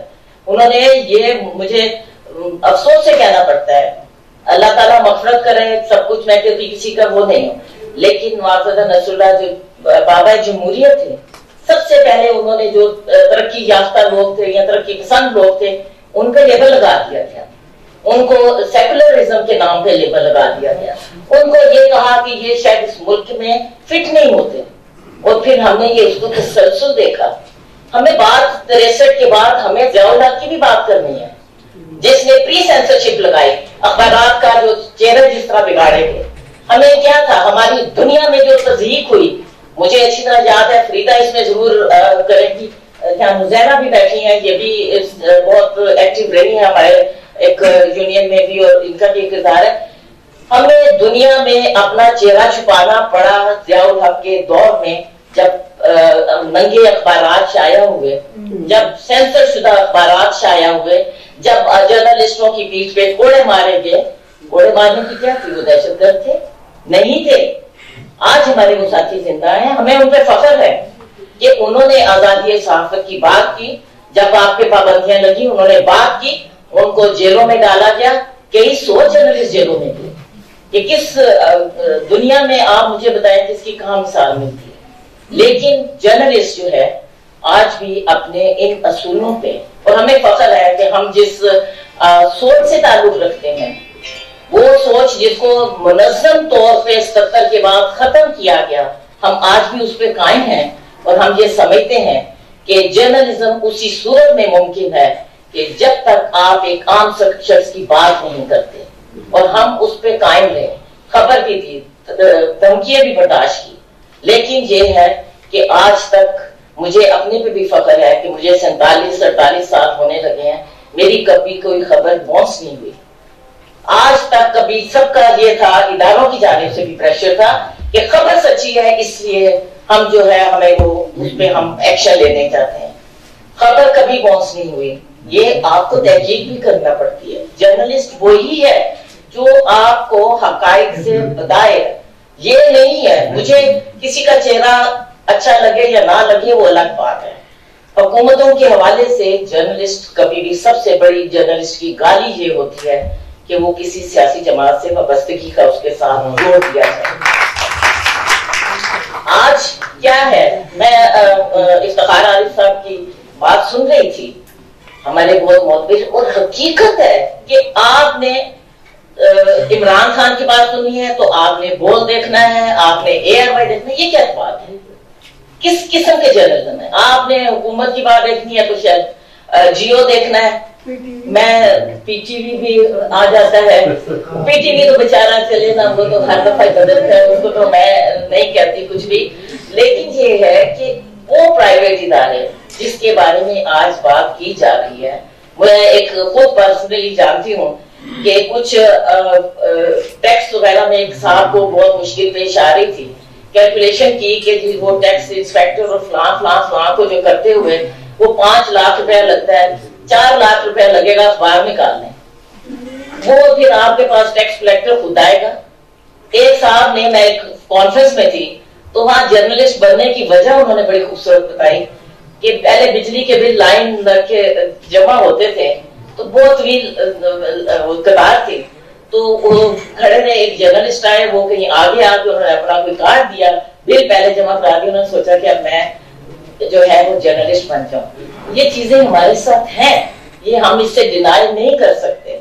لیکن یہ ہے کہ اس کے ساتھ ساتھ ہمیں، کیونکہ مجھے وقت جب کہہ دیا جاتا ہے نا تو میرا تسلسل بہت خراب ہو جاتا ہے. اس کے ساتھ ساتھ ہمیں یہ بھی دیکھنا ہے کہ جو آپ کے عامل صحافی ہیں ان کا احترام جو ہے وہ یقیناً جس طرح وہ فائٹ کرتے ہیں. آج بھی مجھے افسوس سے کہنا پڑتا ہے، اور میں تھوڑی دیر پہلے ہی بات کر رہی تھی کہ ہمارے چینلز جو ہیں، ہمارے اخبارات جو ہیں، کہ ان میں ایک شخص کو آپ 20 لاکھ تنخواہ دیتے ہیں تو دوسرے کو 20,000 بھی نہیں دیتے ہیں. اور جو 20 لاکھ ہے وہ تو پہلی کو تنخواہ لیتا ہے، اور 20,000 والا جو ہے وہ اگلے مہینے پہ چھوڑ دیا جاتا ہے کہ اگلے مہینے دے دی جائے گی. یہ فیکٹ ہے، اور یہ میں نے لوگوں سے پوچھا اور ان سے بات کرنے کے بعد میں یہ بات کری. میرے خیال میں شاید یہ کافی لوگ تو مجھے جانتے ہیں کہ مجھے تھوڑا سا یہ بھی اعزاز حاصل ہے. ابھی ذکر کیا گیا Pakistan federal union of journalist, اور میں ایز اے سیکرٹری جنرل اس میں ایک جو 4 سال تک میں نے ذمہ داری کی ہے ایز اے پریزیڈنٹ بھی راولپنڈی یونین میں، اور میں تھوڑی سی ان چیزوں سے کچھ زیادہ واقف بھی ہوں. اور میں یہ دیکھتی ہوں کہ آج جب ہم جرنلزم کی بات کر رہے ہیں، سوشل میڈیا کی بھی بات ہو رہی ہے. سوشل میڈیا پہ ایڈیٹر نہیں ہے، تو میں ایک اپنے ساتھیوں سے بھی یہ کہتی ہوں کہ پلیز آپ سوشل میڈیا پہ صرف ریلائی نہ کریں. یہاں آپ لوگ بھی جو بیٹھے ہیں صرف اس پہ ریلائی نہ کریں. وہ تو ایک شخص کی کوئی بھی اپنی بات ہو سکتی ہے، کوئی بھی کسی قسم کی آگے وہ کر سکتا ہے. اب یہ جو میں نے پہلے ایوب خان کا اس کا ذکر کیا ہے، اس کا ضیاء الحق کا، آج بھی تھوڑا عرصہ پہلے یہ حکومت ختم ہوئی ہے، جرنلسٹ میں جو بری حالت اس دور میں رہی ہے 4 سال پہلے، اس کے تسلسل ضرور آج بھی ہے. یہ نہیں جرنلزم کے حوالے سے کہ صحافت یہی ہے کہ عام آدمی کی بات کی جائے، لیکن کہاں عام آدمی کی بات ہو رہی ہے. تو اگلے مہمان کی طرف میں جاؤں گی، کیونکہ جناب ڈاکٹر راشد حمید صاحب جو ہیں وہ ان کی طرف سے بار بار یہ آ رہا ہے کہ جلدی کیجیے اور کھانے میں نہیں رکاوٹ بننی. لیکن عام آدمی کی بات جب ہم کر رہے ہیں تو اگلے جو ہمارے مہمان ہیں ان کے حوالے سے کہا جاتا ہے کہ ان کی صحافت جو آپ کرتے ہیں اس میں ادب کی چاشنی پائی جاتی ہے. تو میں آپ سے یہ جاننا چاہوں گی، کیونکہ پچھلے سوال کا جواب جو میں نے UJS کی مختلف اداروں کی بات کی وہ تو اس طرح سے نہیں ہو سکا جس طرح کا ہمارا وقت بھی کم ہے. تو اب آپ آج کل PTV میں بھی آپ ایک عام عہدے پہ فائز ہیں، تو میں آپ سے اچھا سنائی یہی تھی. اچھا میں یہی کہنا چاہ رہی تھی کہ PTV کا جو کردار ہوتا تھا اکیڈمی کی حیثیت رکھتی تھی، ادب کا صحافت میں کتنا کردار ہونا چاہیے اور کیوں کم ہو رہا ہے. خاص طور پر اردو صحافت کی بات کر رہے ہیں تو اخبارات سکڑ رہے ہیں. ابھی جو 1800 اخبارات ہیں نہیں پتا کہ ان میں سے 1800 اخبارات میں کتنی ہیں جو روز کی بنیاد پہ چھپتے بھی ہیں. جو وہ سوچ کے آئے ان کو بولنے دیں، آپ سوال کرتی ہیں وہ ڈسٹرب ہوتے ہیں. ٹھیک ہے، میں سوال نہیں کرتی. میں چاہ رہی تھی کہ 5 سے 7 منٹ میں اسی میں آپ احاطہ کیجیے. بعد میں میں پوری کروں گا. آپ دوسرا بڑھانا نہیں بتانا نہیں.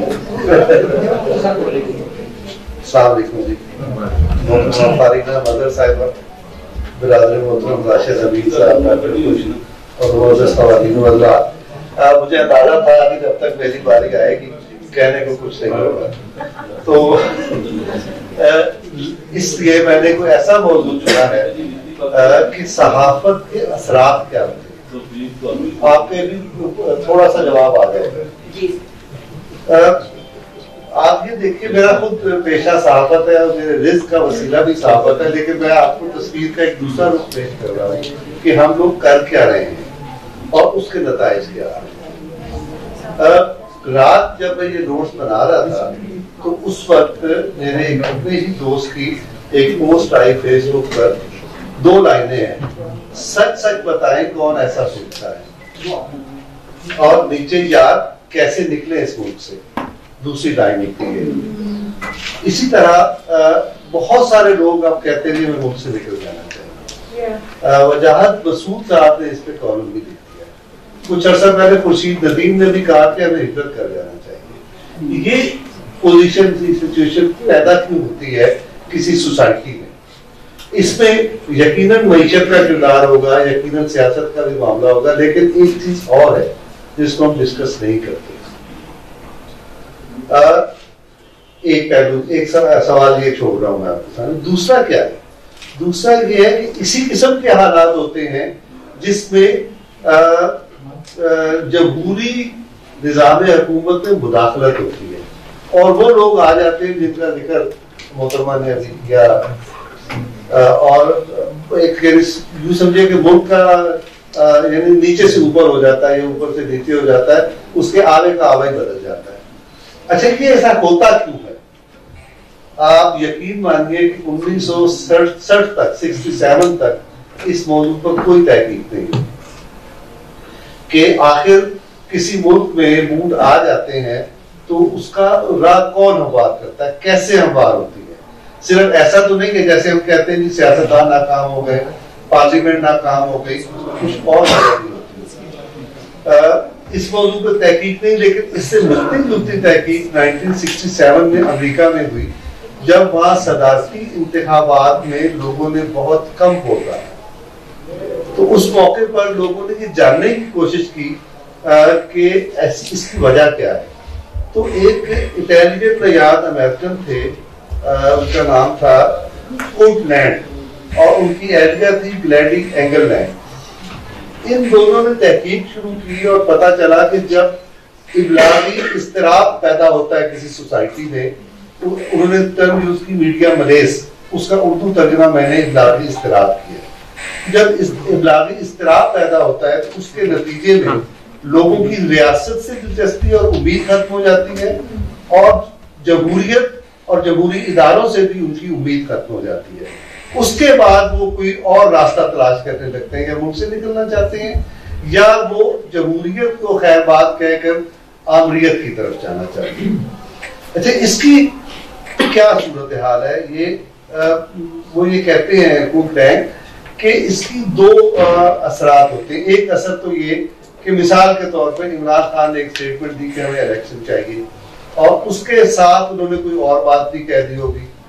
اب وہ جو دونوں باتیں مکس ہوئی تو ایک میسج عمران خان کی مرضی کا گیا کہ الیکشن ہونے چاہیے, لیکن یہ دوسرا میسج اس کے ساتھ جائے گا وہ عمران خان کو نہیں معلوم. وہ میسج وہ جائے گا جو جس کی آج ہم شکایت کر رہے ہیں, بدتمیزی, بد تہذیبی اور مایوسی, ہے نا. اس طرح سے میسیجز کی تعداد بھی کروڑوں میں ہو سکتی ہے, اور میسیجز کے اثرات بھی اتنے ہی وسیع ہو سکتے ہیں. یہ بات ہوئی, بس کریے, آپ سے پوچھتے ہیں.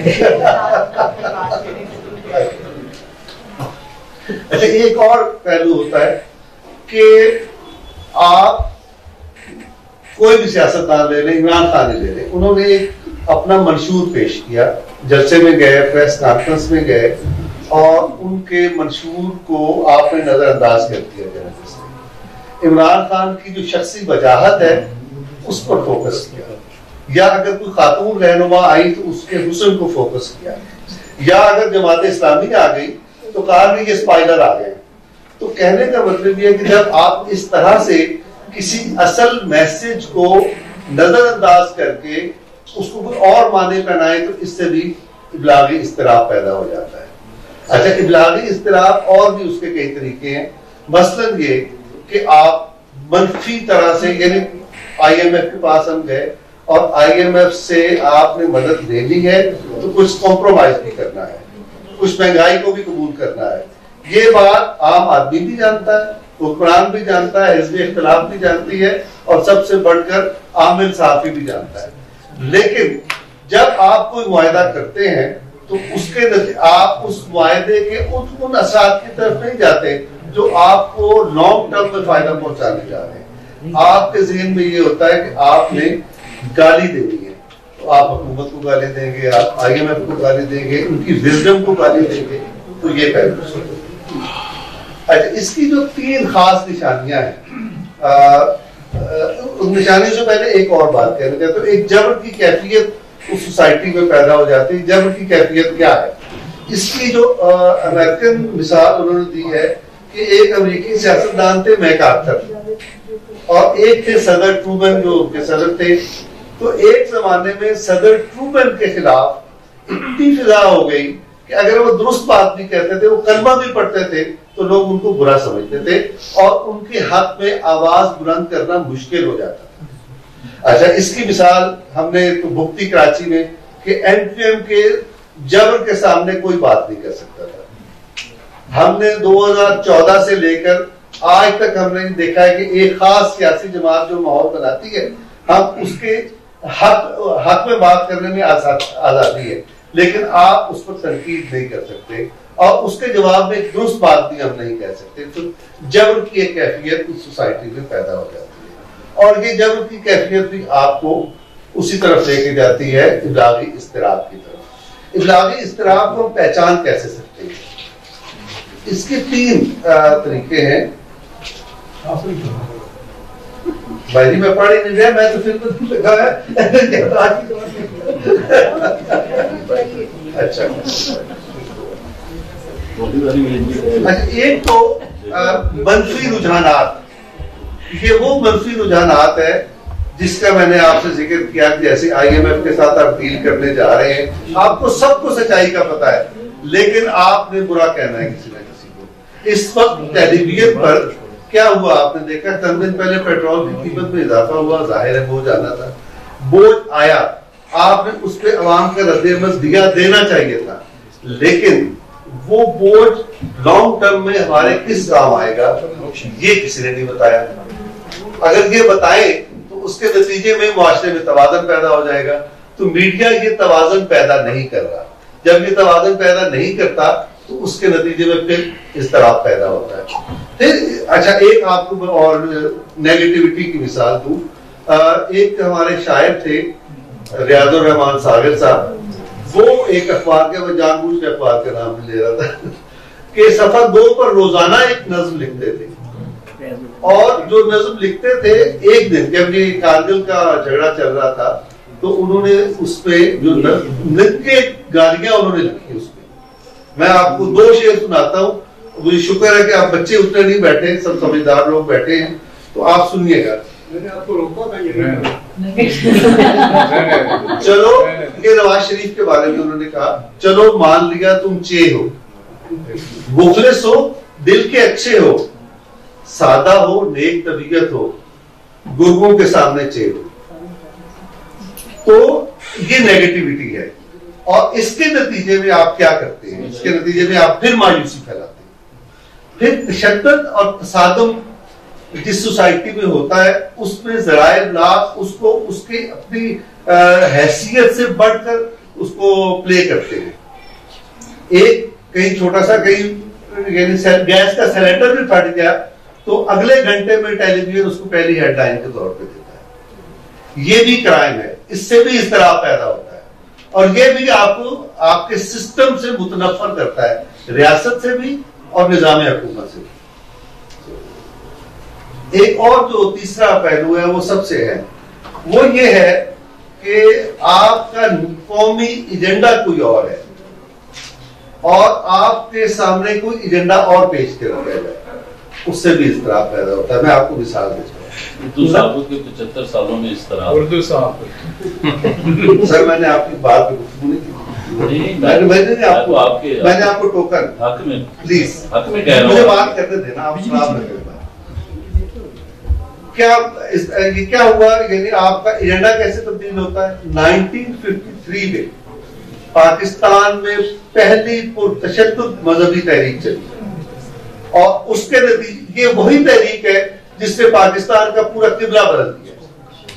آپ کا آئین بننے جا رہا تھا، وہ مذہبی تحریک اٹھائی گئی کہ آپ کا آئین نہیں بن سکا. یہ ہے ایک ایجنڈے پر دوسرے ایجنڈے کو غالب کرنا. دوسرا میں آپ کو مثال پیش کرتا ہوں. 1958 میں 1958 سے پہلے آپ 56 سے 57 کے دوران الیکشن کا انتظار کر رہے تھے. آئین بن چکا تھا، چودھری محمد علی نے آئین بنا دیا تھا، آپ الیکشن کا انتظار کر رہے تھے. بہت شکریہ ڈاکٹر فاروق قادری، آپ نے جو اضطراب کی بات کی، تو اس کو عموماً جو ہمارا آرٹیکل 19 اور 19A ہے اس کی بات کرتے ہیں، یا پھر توازن خیر جانبداری سب کی ساتھ ہمارے اگلے مہمان نصر ملک صاحب جو ہے وہ آف لائن ہے، آپ جاوید صدیق صاحب. جی اب اگلے ہمارے مہمان جو کہ مہمانان خاص ہیں، سینئر صحافی جناب جاوید صدیق صاحب سے ملتمس ہوں کوئی اظہار خیال فرمائیں. جناب جاوید صدیق صاحب. بسم اللہ الرحمن الرحیم. میرے لیے تو کچھ کہنے کے لیے بچا ہی نہیں ہے، اور اچھی بات ہے کہتے ہیں کھانا انتظار کر رہا ہے. میں بس ایک لکھ کے لایا تھا اردو صحافت کے 75 سال، اور یہ خاصا فوکس تھا، اور اس میں میں نے لکھا تھا کہ کس طرح سے اردو صحافت ہمیں ورثے میں ملی ہے. آپ سر خلاصہ بیان کرتے ہیں وہ تو ہم چھاپیں گے. جی ورثے میں اس طرح ملی ہے کہ جب تحریک پاکستان شروع ہوئی، یعنی قیام پاکستان کے لیے جدوجہد شروع ہوئی، کچھ اخبارات تھے جو مسلمانوں کے نقطہ نظر اور تحریک پاکستان کی حمایت کرتے، اور ان میں احسان، ذمہ دار، انقلاب، یہ نمایاں اخبارات تھے، اور مولانا ظفر علی خان کا ذمہ دار خاص طور پر بہت کلیدی کردار ادا کرتا. یہ ہمیں ورثے میں ملے. یہ پاکستان بننے کے بعد سروائیو نہیں کر سکے. جو اخبار سروائیو کر سکا اس دور کا وہ تھا نوائے وقت، جو 23 مارچ 1940 کی قرارداد کے ساتھ 15 روزہ کی حیثیت سے وجود میں آیا. اور حمید نظامی جو اس کے بانی تھے، اور اس نے فیڈریشن پنجاب میں بہت متحرک تھے، انہوں نے اس کا آغاز کیا. قائد اعظم نے ان کو کہا تھا کہ آپ مسلمان نوجوانوں کو تحریک پاکستان سے روشناس کرانے کے لیے اخبار نکالیں. تو یہ اخبار نکالا گیا. 1944 میں یہ روزنامہ نوائے وقت جو ہے یہ ڈیلی پیپر بن گیا تھا. تو نوائے وقت نے نوائے وقت کا اس لیے ذکر کر رہا ہوں کہ یہ تحریک پاکستان سے جو اخبارات ویسے میں مجھے اردو کے نوائے وقت بہت نمایاں تھا، which survived after the partition and the creation of Pakistan. وہ سروائیو کرتا رہا اور ایک میجر اخبار کے طور پہ ابھرا. اور یہ اخبار وہ تھا جو نظریہ پاکستان اور تحریک پاکستان کے جو اصول تھے یا ان کو لے کے آگے بڑھتا رہا. محترمہ نے کہا کہ جی نظریہ پاکستان کیا چیز ہے، تو نوائے وقت کی جو کلیدی اصول تھے یا ان کی پالیسی کا جو پرنسپل پالیسی تھی وہ یہ تھی کہ قائد اعظم اور علامہ اقبال کا جو ویژن تھا پاکستان کے حوالے سے وہ یہ تھا کہ پاکستان ایک اسلامی، فلاحی اور جمہوری ریاست ہوگا، اور اس کو لے کے وہ آگے بڑھتے رہے. اور آپ نے دیکھا کہ نوائے وقت نے 58 کے بادشاہ صاحب کی مخالفت کی، اور حمید نظامی جو اس وقت زندہ تھے 62 میں اسی شوق سے ان کو ہارٹ اٹیک ہوا اور وہ سروائیو نہ کر سکے. اپنے بھائی مجید نظامی کو انہوں نے لندن سے بلایا جہاں وہ زیر تعلیم تھے، اور بلا کے اس کی عدالت اس کے سپورٹ کر دی. تو 62 سے آن ورڈ نوائے وقت جو ہے وہ اینٹی ایوب تھا، پرو فاطمہ جناح تھا. محترمہ فاطمہ جناح جب 64 میں الیکشن لڑا انہوں نے، تو اس نے نوائے وقت نے ان کو فلی سپورٹ کیا، اور نوائے وقت پر بڑی پریشانیوں کا وقت آیا، کنزلیں لگی، کاغذ کا کوٹا بند کر دیا حکومت نے، ان کے اشتہارات بھی بند رہے. तो नवाए वक्त चलता रहा। और 71 में जब भुट्टो साहब आए तो हालांकि भुट्टो साहब और निजामी साहब आपस में बड़े दोस्त थे, लेकिन जब पीपल्स पार्टी की गवर्नमेंट आई 72 में तो नवाए वक्त ने ये मौका इख्तियार किया कि भुट्टो साहब सोशलिज्म को प्रमोट कर रहे हैं, पाकिस्तान के नजरिए से इनराफ कर रहे हैं, तो उन्होंने नवाए वक्त ने उसकी मुखालफत की और बड़ी कहते हैं टूथ एंड नेल मुखालफत होती है। और 77 में जब ये तहरीक शुरू हुई तो नवाए वक्त जो है वो PNA के साथ था, पाकिस्तान नेशनल अलायंस के साथ, और भरपूर मुखालफत की। और ज़ाहिर है उसके बाद ज़िया-उल हक साहब का मार्शल आया। मार्शल में नवाए वक्त को कुछ अर्सा रिलीफ मिलता रहा इन टर्म्स ऑफ इश्तराक की मद में, न्यूज़ कोटा की मद में, लेकिन बाद में जब ज़िया-उल हक साहब ने इस्लामी निज़ाम के नाम पर तवालत दी अपने इक़्तिदार को, तो निज़ामी साहब ने उनसे एक बड़ी मजलिस में पूछा, जहाँ बहुत से मजीद थे, वो सवाल नहीं पूछ रहे थे, तो ज़िया साहब ने पूछा कि आप कोई सवाल नहीं कर रहे निज़ामी साहब, तो उन्होंने ये सवाल किया कि जनाब जनरल साहब तुसी साडी जान कड़ो छो, तो ये बड़ा मशहूर था। तो ये नवाए वक्त का जिक्र है। जंग एक अखबार है, जंग तहरीक पाकिस्तान से पहले भी एक अखबार था और वो तो खत्म हो गया, लेकिन मीर खलीलुर रहमान साहब ने जंग जो है वो शुरू किया और ये सेकंड वर्ल्ड वॉर के दौरान उन्होंने ये अखबार शुरू किया था और ये बड़ा पॉपुलर हुआ और पाकिस्तान बनने के बाद ये सबसे बड़ा लीडिंग अखबार बन गया। तो जंग की एक बड़ी कामयाबी ये थी कि उसने इनोवेशन को, टेक्नोलॉजी को अपनाया। और आपको याद होगा कि जब 80s में किताबत का निज़ाम इससे पहले था, 60, 70, 80 की दिहाई में कातिब लिखते थे मुसद्दे और वो फिर उनके बुनियाद पर अखबार जो है प्रिंट होता था। तो उन्होंने किताबत का निज़ाम खत्म किया। नूरी नस्तालीक से मिलकर उन्होंने उस वक्त 30 लाख रुपए उनको दिया कि ये किताबत का निज़ाम खत्म करे और कंपोजिंग पे आए, कंप्यूटराइजेशन हो।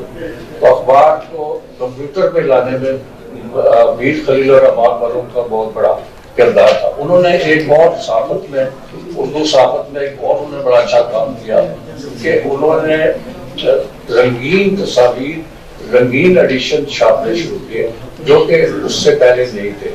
और बहुत शुक्रिया डॉक्टर फारूक आदिल, आपने जो इस्तराब की बात की, तो इसको अमूमन जो हमारा आर्टिकल 19 और 19A है उसकी बात करते हैं, या फिर तवाज़ुन, जानिबदारी, अब हमारे अगले मेहमान नसर मलिक साहब जो है वो आप लाएंगे, आप जावेद सिद्दीक साहब जी। अब अगले हमारे मेहमान जो कि मेहमानाने खास हैं, सीनियर सहाफ़ी जनाब जावेद सिद्दीक साहब से मुल्तमिस हूं कोई वज़ीर ख्याल फरमाएं। जनाब जावेद सिद्दीक साहब। बिस्मिल्लाहिर्रहमानिर्रहीम। मेरे लिए तो कुछ कहने के लिए बचा ही नहीं है और अच्छी बात है, कहते हैं खाना इंतजार कर रहा है। मैं बस एक लिख के लाया था उर्दू सहाफत के 75 साल और ये खासा फोकस था और इसमें लिखा था कि किस तरह से उर्दू सहाफत हमें विरसे में मिली है। आपसे खुलासा बयान करते हैं वो तो हम छापेंगे जी। विरसे में इस तरह मिली है कि जब तहरीक पाकिस्तान शुरू हुई, यानी क़याम पाकिस्तान के लिए जद्दोजहद शुरू हुई, कुछ अखबारात थे जो मुसलमानों के नुक्ता नज़र और तहरीक पाकिस्तान की हमायत करते और उनमें एहसान, जिम्मेदार, इनकलाब, ये नुमाया अखबारात थे और मौलाना ज़फ़र अली खान का जिम्मेदार खास तौर पर बहुत कलीदी किरदार अदा करता था। ये हमें विरसे में मिले। ये पाकिस्तान बनने के बाद सर्वाइव नहीं कर सकते। जो अखबार सर्वाइव कर सका उस दौर का वो था नवाए वक्त, जो 23 मार्च 1940 की करारदाद के साथ 15 रोज़ा की हैसियत से वजूद में आया और हमीद निज़ामी जो इसके बानी थे और मुस्लिम फेडरेशन पंजाब में बहुत मुतर्रफ थे, उन्होंने इसका आगाज किया। कायद-ए-आज़म ने उनको कहा था कि आप मुसलमान नौजवानों को तहरीक पाकिस्तान से रोशनास कराने के लिए अखबार निकालें, तो ये अखबार निकाला गया। 1944 में ये रोजनामा नवाए वक्त जो है ये डेली पेपर बन गया था। तो नवाए वक्त ने इसलिए जिक्र कर रहा हूँ कि ये तहरीक पाकिस्तान से जो हमारा उर्दू के नवाए वक्त बहुत नुमाया था, which survived after the partition and the creation of Pakistan, वो सर्वाइव करता रहा और एक मेजर अखबार के तौर पे उभरा। और ये अखबार वो था जो नजरिए पाकिस्तान और तहरीक पाकिस्तान के जो उसूल थे या उनको लेके आगे बढ़ता रहा। मोहतरमा ने कहा कि जी नजरिया पाकिस्तान क्या चीज है, तो नवाए वक्त की जो कलीदी उसूल थे या उनकी पॉलिसी का जो प्रिंसिपल पॉलिसी थी वो ये थी कि कायद आज़म और अल्लामा इकबाल का जो विजन था पाकिस्तान के हवाले से वो ये था कि पाकिस्तान एक इस्लामी फलाही और जमहूरी रियासत होगा और उसको लेके वो आगे बढ़ते रहे। और आपने देखा कि नवाए वक्त ने 58 के मार्शल लॉ की मुखालफत की और हमीद निजामी जो उस वक्त जिंदा थे 62 में इसी शॉक से उनको हार्ट अटैक हुआ और वो सर्वाइव न कर अपने भाई मजीद निजामी को उन्होंने लंदन से बुलाया जहाँ वो जेर तालीम थे और बुला के उसकी अदालत उसके सपोर्ट कर दी। तो 62 से ऑनवर्ड नवाए वक्त जो है वो एंटी अयूब था, प्रो फातिमा जिन्ना था। मोहतरमा फातिमा जिन्ना जब 64 में इलेक्शन लड़ा उन्होंने तो इसने नवाए वक्त ने उनको फुली सपोर्ट किया और नवाए वक्त पर बड़ी परेशानियों का वक्त आया, कर्ज लगी, कागज का कोटा बंद कर दिया हुकूमत ने, उनके इश्तराक भी बंद रहे। तो नवाए वक्त चलता रहा और 71 में जब भुट्टो साहब आए तो हालांकि भुट्टो साहब और निजामी साहब आपस में बड़े दोस्त थे, लेकिन जब पीपल्स पार्टी की गवर्नमेंट आई 72 में तो नवाए वक्त ने ये मौका इख्तियार किया कि भुट्टो साहब सोशलिज्म को प्रमोट कर रहे हैं और पाकिस्तान के नजरिए से इनराफ कर रहे हैं। तो उन्होंने नवाए वक्त ने इसकी मुखालफत की और बड़ी कहते हैं टूथ एंड नेल मुखालफत होती है। और 77 में जब ये तहरीक शुरू हुई तो नवाए वक्त जो है वो PNA के साथ था, पाकिस्तान नेशनल अलायंस के साथ, और भरपूर मुखालफत की। और जाहिर है उसके बाद ज़िया-उल-हक साहब का मार्शल लॉ आया। मार्शल लॉ में नवाए वक्त को कुछ अर्सा रिलीफ मिलता रहा इन टर्म्स ऑफ इश्तराक की मद में, न्यूज कोटा की मद में। लेकिन बाद में जब ज़िया-उल-हक साहब ने इस्लामी निज़ाम के नाम पर तवालत दी अपने इक़्तिदार को, तो निज़ामी साहब ने उनसे एक बड़ी मजलिस में पूछा, जहाँ बहुत से मजीद थे, वो सवाल नहीं पूछ रहे थे, तो ज़िया साहब ने पूछा कि आप कोई सवाल नहीं कर रहे निज़ामी साहब? तो उन्होंने ये सवाल किया कि जनाब जनरल साहब तुझे साड़ी जान करो छो। तो ये बड़ा मशहूर था। तो ये नवाए वक्त का जिक्र है। जंग एक अखबार है, जंग तहरीक पाकिस्तान से पहले भी अखबार था और वो तो खत्म हो गया, लेकिन मीर खलील रहमान साहब ने जंग जो है वो शुरू किया और ये सेकंड वर्ल्ड वॉर के दौरान उन्होंने ये अखबार शुरू किया था और ये बड़ा पॉपुलर हुआ और पाकिस्तान बनने के बाद ये सबसे बड़ा लीडिंग अखबार बन गया। तो जंग की एक बड़ी कामयाबी ये थी कि उसने इनोवेशन को, टेक्नोलॉजी को अपनाया। और आपको याद होगा कि जब 80s में किताबत का निज़ाम इससे पहले था, 60, 70, 80 की दिहाई में कातिब लिखते थे मुसद्दे और वो फिर उनकी बुनियाद पर अखबार जो है प्रिंट होता था। तो उन्होंने किताबत का निज़ाम खत्म किया।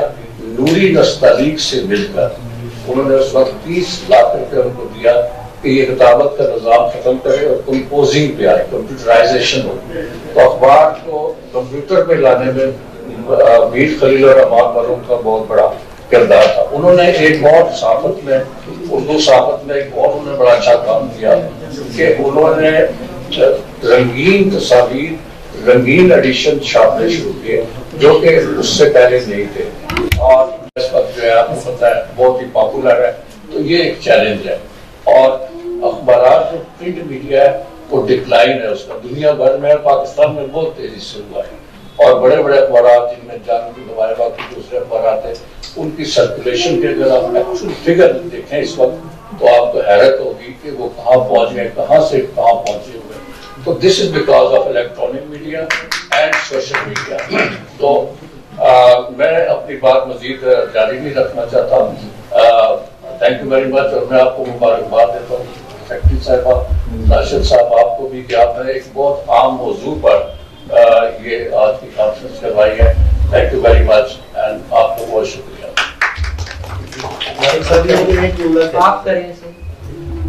आखिरी जुमला में ये कहना है, जो बार बार बात हो रही है कि डिक्लाइन हो रहा है, डिक्लाइन अखबारात और टेलीविजन का, उसकी बहुत सारी वजूहात होंगी जो बताई जाती हैं।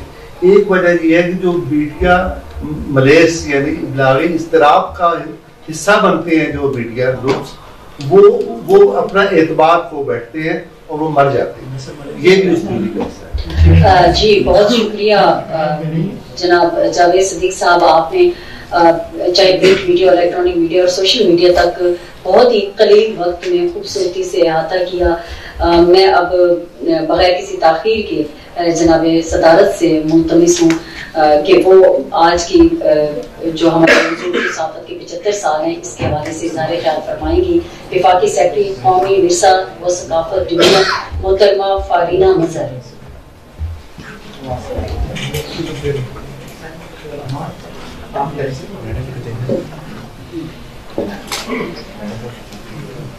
मोअज़्ज़ज़ मेहमान आने गिरामी, ख़वातीनो हज़रात, अस्सलाम वालेकुम।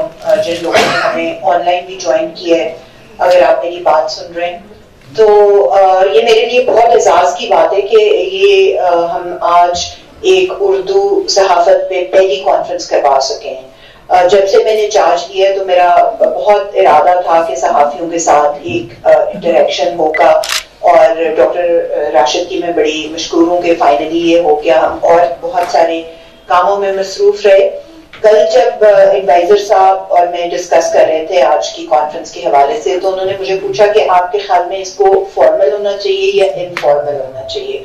तो मैंने कहा कि सर अगर तो आपने इससे कोई वाकई नतीजा निकालना है तो बेहतर है इसको इनफॉर्मल रखते हैं और एक तकरीरों का सेशन ना हो और हम आपस में एक टू वे कम्युनिकेशन का सिलसिला चलता रहे और बातचीत होती रहे। लेकिन फिर मैंने डॉक्टर साहब को बुलाया तो उन्होंने कहा नहीं, हम प्रोग्राम फाइनल कर चुके हैं। तो मेरा फिर ये ख्याल था कि हम 1 घंटा सुबह जब एडवाइजर साहब जाएंगे तो उसके बाद आप सब लोगों के साथ इनफॉर्मल एक सेशन रखेंगे। मगर फिर वो उनको प्राइम मिनिस्टर साहब की कॉल आ गई और उनको जरा जल्दी निकलना पड़ा, वरना मैंने जो दोनों सेशन अटेंड किए हैं, सुबह का भी शाम का भी, सुबह का सेशन जरा ज्यादा फॉर्मल था, बाद में ये ज्यादा मजा आया, दिल की बात सबने अपनी कही, इतने सालों का एक्सपीरियंस। हमारे लिए तो ये पहली दफा नई बातें हैं सारी, क्योंकि हम जाहिर है हमारी बैकग्राउंड इस तरह की नहीं है। तो 2 चीजें जो मैंने बहुत महसूस की, एक तो ये कि ये ज्यादा फ्रीक्वेंटली होनी चाहिए ऐसी कॉन्फ्रेंसेस। बहुत जरूरी है कि हमें पता चले पॉलिसी मेकर्स को पॉलिसी लेवल पे कि कहाँ किस तरह से क्या चीज कितनी बुरी तरह इफेक्ट हुई। जब बना रहे होते हैं तो आपको ये अंदाजा नहीं होता कि इसके लॉन्ग टर्म क्या इफेक्ट्स होंगे, लेकिन जब फिर आप लोगों से बात करते हैं तो पता चलता है कि वो चीजें उस तरह से नतीजे नहीं निकलते जिस तरह पॉलिसी बनाते वक्त सोचते हैं।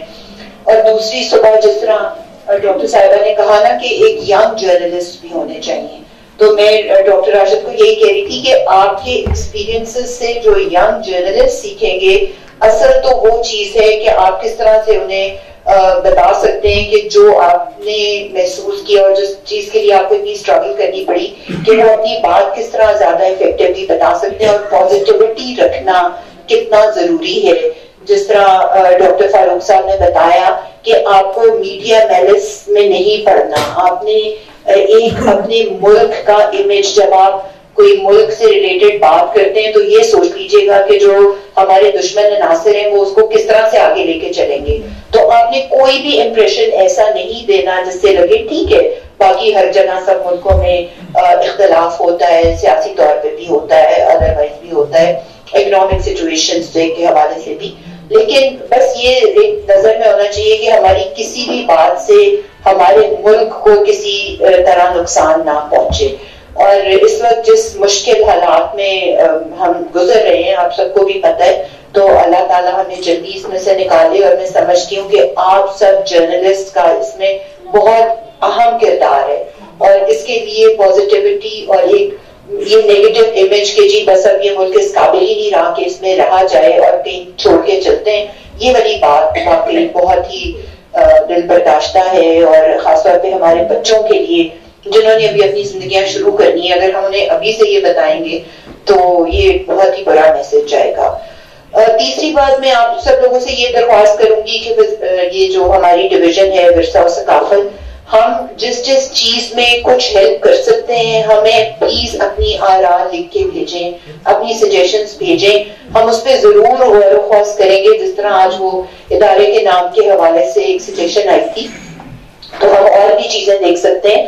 تو پلیز ہمیں آپ ضرور اس میں ہمیں اپنی تجاویز بھیجیں، تو ہم ان پہ ضرور اس پہ لیں گے. باقی میں زیادہ لمبی بات نہیں کروں گی، میرے پاس بھی لکھی ہوئی تقریر تھی لیکن اس میں آپ کو بور نہیں کرنا چاہ رہی، اور جو میں دل سے بات کرنا چاہ رہی ہوں وہ میں نے کر دی ہے. تو بہت شکریہ، اور پلیز اب آپ لوگ کھانے میں ضرور جوائن کریں. ڈاکٹر راشد.